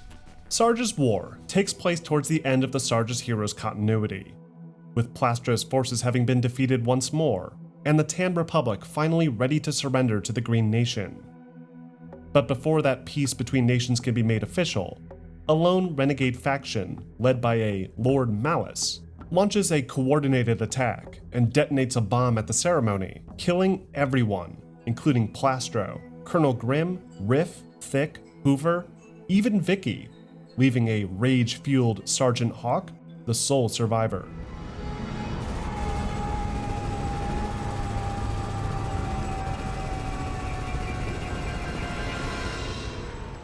Hell-bent on revenge, Hawk battles his way through scores of newly molded Tan soldiers, tearing down Malice's operations piece by piece, only to discover the devastating truth too late. Overall, Sarge's War is hilariously over the top compared to what came before, with an unexpectedly dark narrative that almost feels like a giant middle finger to not just the franchise, but to 3DO's mismanagement of the property as a whole. And it's not just that opening act. The entire game comes off this way, with this incredibly dark visual tone and much more brutal violence. Enemies can be fully dismembered, with arms and legs flying off, and heads being blown apart, and giant holes being blasted through the center of their plastic bodies. Sarge himself can get chipped away at as players battle through the campaign, with pieces of his chest and head being blown apart, giving a cool supplemental visual indicator to the player that they're low on health. Had they not been made of plastic, this would almost feel like a kind of long-lost Gears of War game, only without the tight cover-based shooting mechanics that it would have definitely benefited from. Another interesting change with Sarge's War is the shakeup to the casting. Jim Cummings does not return to voice the titular Sarge, and is replaced instead by TV actor Terry Morados, who delivers this sort of Max Payne-esque internal monologue for the character that helps to underline the game's much darker tonal direction. Hey, I know this place. Yeah, I knew this place. I had been here before. The second I smelled that tile, the memories came back to haunt me. I can still hear the screams, smell the burnt plastic. When it comes to the gameplay, Sarge's War feels decidedly more modern than its predecessors, with cleaner camera motion, tighter movement control, and a refined lock-on aiming system to more easily target enemies. Players can still run, jump, crouch, and roll, though general maneuverability is dialed in a bit more this time around, with shorter jumps, the removal of the prone stance, and a stronger emphasis on context-sensitive actions for climbing up surfaces. Levels are significantly more linear as well, with many of them broken up into chunks with brief loading screens between them. The combat feels more deliberate than in the past, with each area having very specific cover arrangements, enemy placement, health, and weapon pickups, as opposed to the sandbox direction of the past. Scripted moments with allied soldiers being shot down, air raids, and helicopter attacks also help to bring out the game's more cinematic direction, and feel like a noticeable visual upgrade over similar events in the past. How sweet it is. And the addition of both primary and secondary objectives aim to add a little bit of replay value to each mission, despite many of those levels being so small that it's unlikely a player would miss out on those secondary objectives in the first place. Sarge's War also reimagines all the weapons that players interact with. The classic M16, for example, is missing this time, replaced with a semi-automatic M14 style weapon. Though there's also the G36 styled assault rifle, the XM29 based automatic rifle, the M60 looking HMG, pump action shotgun, sniper rifle, flamethrower, grenades, and bazooka, making for one of the more extensive arsenals in the franchise. Though the enemies haven't been reinforced quite as well, and include standard riflemen, grenadiers, shotgunners, and the occasional spotter that will drop deadly airstrikes on your position. APCs and tanks will occasionally appear on the battlefield as well, though there's a much greater emphasis on close quarters engagements this time around, especially given the increased emphasis on interior areas. Even still, there's an undeniable higher level of polish here than any previous attempts, with some clever ideas and promising narrative risks that sought to push the Army Men franchise into a more mature and possibly more relevant market position. But it wasn't nearly enough. Reviewers did not hold back against newcomers Global Star, and dropped devastating reviews for Sarge's final mission. IGN's Douglas Perry went as far as to question why anyone would bother purchasing such a worthless IP, and criticized the game for its uninspired, dull, and repetitive gameplay direction. Others compared the game to mega hits at the time like Medal of Honor and Call of Duty, that had, at this point, made the charm of an Army Men game completely irrelevant. Sarge's War had essentially wandered into a space that it just wasn't welcomed in anymore. There were plenty of serious shooter games doing the exact same thing, and the over-the-top satirical nature of the Army Men was lost on most. Play with toasters, boys. You're gonna get burned. If you go based on the brutal reviews and weak sales numbers, Sarge's friends would seem to have been blown apart and melted into a pool of plastic blood for nothing. But for some, this may have been an actual blessing in disguise, as it would finally put a stop to the never-ending green and tan conflict. In an interview with Destructoid, Michael Menheim even said as much, stating that, "When I killed off Sarge's heroes, I also killed my desire to ever design another Army Men game. I designed the first and the last game in the Sarge's Heroes product line." And with that, it was finally over. Sarge would walk off with a sombering final message, and the Army Men franchise would be laid to rest for good. With the never-ending war between green and tan having seemingly come to a close, many of the former 3DO development staff parted ways from the newly acquired studio space, either looking for opportunities elsewhere or leaving the industry altogether. But Take-Two wasn't going to be left footing the bill. They had just shelled out nearly $1 million to buy the Army Men franchise, and they wanted to see some actual revenue stream tied to the IP. So, their subsidiary, Global Star, looked for a development studio that they could license the contract out to for cheap. In enter Team 17, a studio that themselves had a rich history of ports, sequels, and spin-offs. Between development for Worms, and another Worms game, Team 17 signed a contract with Global Star Software to develop their own take on the classic Army Men franchise. And we're surprised to find that they were also given full creative freedom with it to boot. Nothing was off limits. Characters could be used or ignored, reimagined, or just plain blown up. The only downside was that they were under an extremely short timeline, a scenario that veteran Army Men developers knew all too well.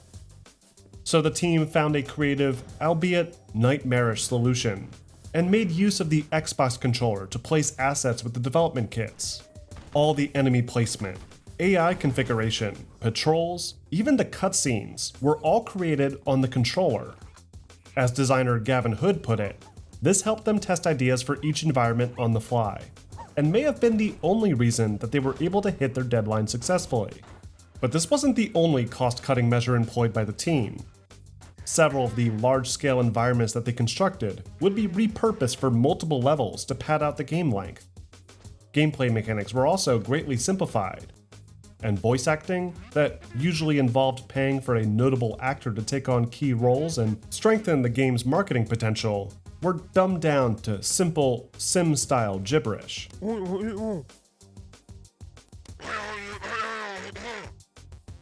But even still, their efforts paid off, at least when it came to meeting the development milestones.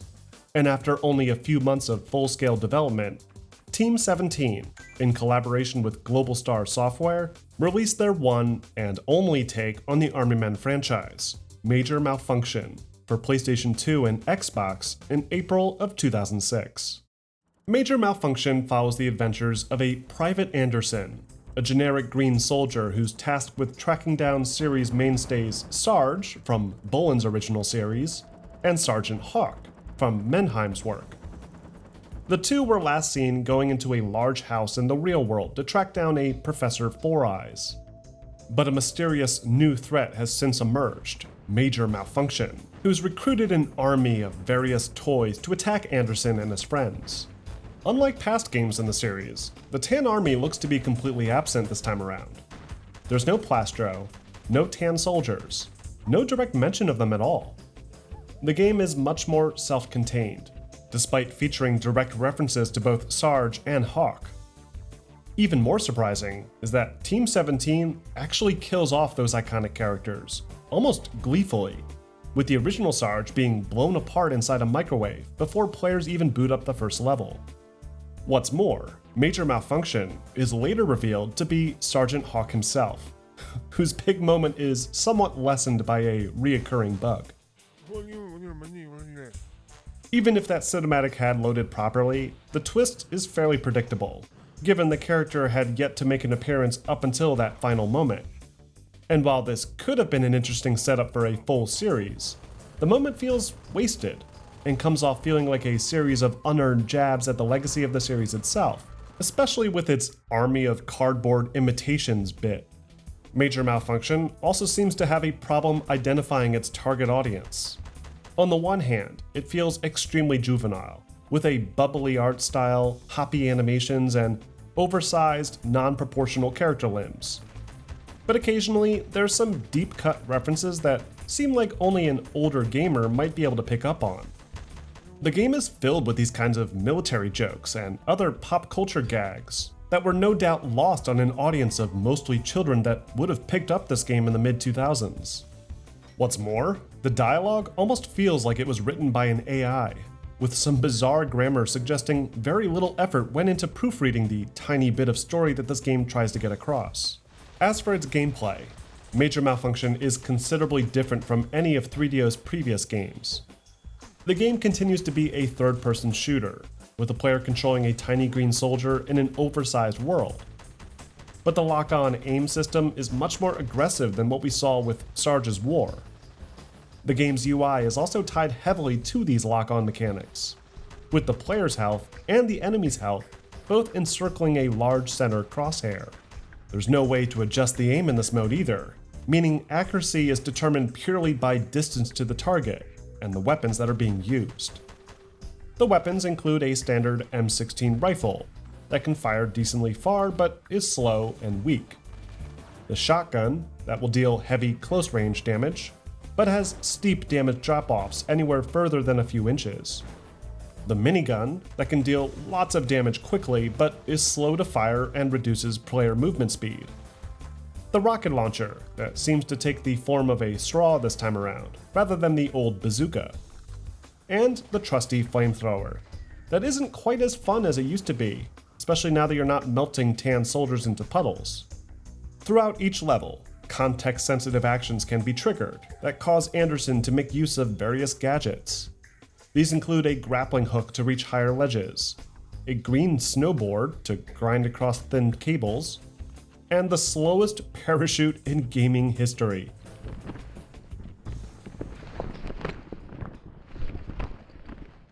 Players are also faced with a fairly decent variety of enemies throughout their adventure, none of which resemble the old Tan soldiers in any way.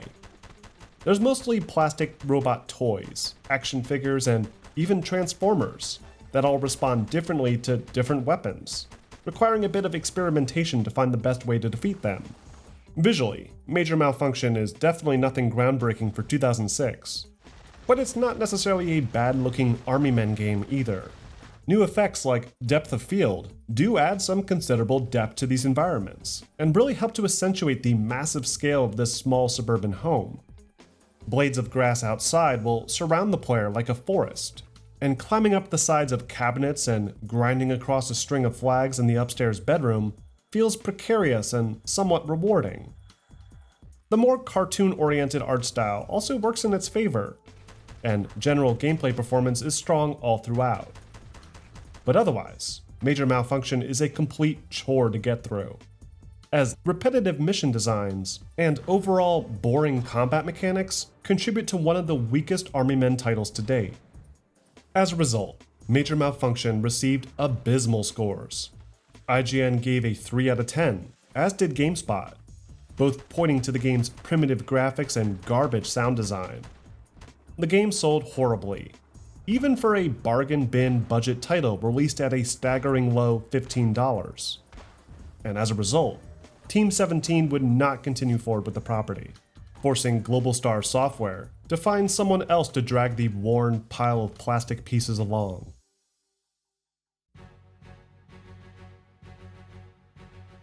Finally, we arrive at the epic conclusion to the franchise, the one that surely would turn everything around and deliver the ultimate Army Men experience, complete with a faithful adaptation of Keith Boland's vision, the charm of Menheim's character-driven storytelling, and the humor of Army Men RTS. I wish. Instead, we end this hours-long exploration of this classic video game franchise with this: Soldiers of Misfortune, a new contender for the worst video game that I've ever had the misfortune of playing through. Created by a New York-based budget game development studio called Zoo Games, Soldiers of Misfortune is an attempt to reimagine the Army Men property by embracing the playful, childlike wonder of the toys from a child's perspective. You play as Timmy, this big-headed kid with way too many toys that has imagined himself as a toy-sized soldier himself, fighting the Tan Menace with his trusty Nerf gun blaster and other play-safe armaments. The game has 3 environments: a bedroom, a kitchen, and the backyard, each with 5 missions that players are required to complete before proceeding to the next space. Each mission features a different objective, like needing to find 12 hidden supply crates, find 9 trapped Army Men soldiers, or place 5 bombs across a small train track. Outside of those mission objectives and some differentiating enemy placement, the environments are identical between these missions, meaning you're basically just replaying the same level over and over again with slightly different variables. Enemies in this game are more like sentry turrets, as they can barely move and fire shots slowly at the player when in range. When defeated, the Tan soldiers interestingly pop back into their original toy state before falling over with some basic physics tied to their model. Combat is handled very differently here, as the game was built specifically for the Nintendo Wii and its motion-based controllers. But those controls were sloppily translated over to the PlayStation 2 as well, meaning the player is forced to slowly move their crosshair across the screen with the right joystick in lieu of motion control. Because the weapons are all child-friendly Nerf guns and tennis balls, the sense of combat is lost almost entirely. Even the flamethrower is dropped in favor of a more innocent water gun.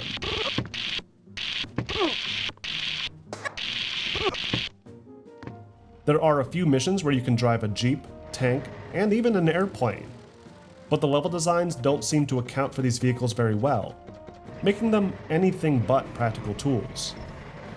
But the worst offender of all is the game's presentation. Soldier of Misfortune is a nightmare to play through, with frame rates so well below acceptable levels that I'm surprised it was even allowed to be sold. Visually, it's rough, even by PlayStation 2 standards, with poor aliasing, bottom-tier lighting design, and an art style that feels disjointed, with realistic-looking Army Men figures but hyper-cartoon-like environments around them. Unsurprisingly, Soldier of Misfortune was destroyed by critics, with the few reviewers unfortunate enough to play through it pointing to the game's low-budget nature and garbage gameplay design. Greg Miller, back when he used to work at IGN, even opened his review simply with, "Soldier of Misfortune sucks and doesn't deserve your time, money, or attention." And I think that still holds true today, so I'll take his advice and just end this section with that. Soldier of Misfortune was unfortunately, or fortunately, depending on how you look at it, the very last mainline title to bear the once iconic Army Men branding. Following it, fewer developers would take up Global Star Software on bids to license out the property. By 2007, Global Star Software had been fully absorbed into Take-Two's new preschool-focused 2K Play label, where the Army Men property would eventually find a new home on mobile devices. This included the underwhelming 2010 game Army Men Mobile Ops, and 2017's Army Men Strike, that features all the typical modern pay-to-play mechanics. This latter game continues to be playable on mobile devices today, though the Army Men branding has since been dropped, with the game now being called Toy Wars, likely indicating a lapse in the original licensing purchase. In addition to these official titles, some fans have taken it upon themselves to continue the series' legacy on their own. Most notably, Neodal Empire's Army Men 3 project, that, while never completed, is still available to play through their website and is remarkably far along. The goal for this project was to continue the story where the original Army Men 2 left off, with Sarge having defeated Major Mylar in the bedroom, and Plastro launching an all-out attack on the Green Nation. The game features a full campaign with some early voice acting, scripting, cutscenes, unique missions, and it even incorporates various aspects of the franchise like the zombies from Army Men 2, along with some of the real-world scenarios like a battle in the kitchen, living room, and a toy store. Despite being a sequel to Keith Boland's original line of games, the game does also feel akin to the Sarge's Heroes titles, with third-person combat mechanics, auto-locking aim HUD elements, and lack of any type of tactical strategy system. Though the team was still ambitious with its overall scope for the project, even going as far as including pilotable vehicles like planes and helicopters, something even the mainline Sarge's Heroes games never managed to pull off. Sadly, the game likely will never be finished, as the developers have stepped away from the project for good. In addition to this ambitious fan-made title, the general concept of the Army Men franchise has persisted into the booming indie development space, with scores of similar games being made, usually by rookie millennial developers who've themselves grown up playing games like Sarge's Heroes. One of the most notable attempts was a game titled Mean Green, a multiplayer-centric, third-person shooter game built on Unreal Engine that featured an extensive library of unique real-world locations to battle across, and some tight combat mechanics to boot. The game initially saw some significant interest on Steam, even piquing the interest of various shooter game content creators and generating additional traffic to its multiplayer servers. Though the game itself is now 10 years old and naturally has seen a large fall off of player numbers, forcing the developers to abandon plans to support the title further. Another breakout title in this area was Digital Cybercherry's Hypercharge Unboxed, that offers a visually impressive take on the classic third-person toy-size shooter genre, with customizable action figures and an emphasis on cooperative survival, using the Green Army Men as an enemy type rather than the main protagonists. Signal Studios' Toy Soldiers also delivers something in the same vein as Army Men, but with even more traditional toy figurine designs, predating the original plastic Army Men. Then there's N7T Games' Attack on Toys, that features a hybrid RTS design. Insane Dreamers' Home Wars, that features the green soldiers at war with massive insects, and Toyshire, that goes for a tower defense angle. There's even a VR-based Army Men game, Plastic Battlegrounds, that lets players fight on the front line as a plastic soldier, or loom large above it as a human, swatting down helicopters with your hands. As you can see, there's a lot of games inspired by Army Men now, and still more on the way, preserving 3DO's original vision, while also expanding on it in more creative ways. So what does this mean for the future of the Army Men franchise? Well, as we've seen with countless other franchises, Army Men is likely not completely dead. It'll rear its polyethylene head again at some point. Hopefully, it's a case where a development team passionate about the property agrees to secure the license from Take-Two, and create something in line with the fan-made Army Men 3, continuing the narrative and expanding on the gameplay mechanics to better realize the franchise for a modern era. Or maybe we'll even see modern remakes or remasters of the classic titles, with much-needed improvements that would have made those often underwhelming games more properly realized. Or maybe it's better the way it is now, with fans reimagining that formula and building their own experiences, with no pressure from publishers, no need to use it as a marketing tool for a failing console, no overly ambitious financial strategy. Because at the end of the day, the Army Men franchise didn't fail because it was a bad idea. On the contrary, it is a fantastic concept, one that you can tell, even with the most negative reviews written about these games, was never something that the reviewers dismissed. shrinking down to a 2-inch soldier and fighting a realistic battle across the living room floor is something that we can kind of relate to. It's that nostalgic play on our childhood imagination that makes Army Men so endearing. And considering how well more fun-filled games like Fortnite, Minecraft, Roblox, and countless others have played with audiences, there's an argument to be made that this franchise has some serious potential that's simply not being tapped into, and is worth giving another chance. But what do you guys think? Which Army Men games were your favorite? And where do you think the Army Men franchise should go from here? Let me know in the comment section below.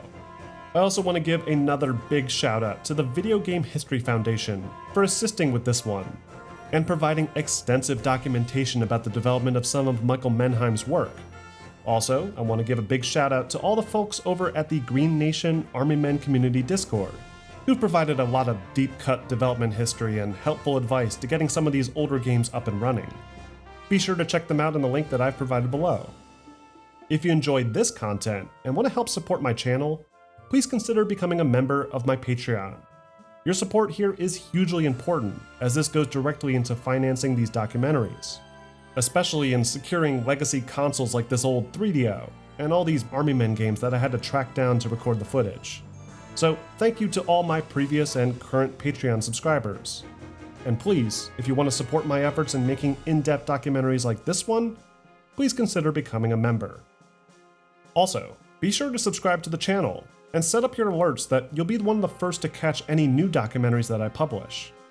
I have a lot of projects currently in the works for this year, so be sure to stay tuned for more updates on those.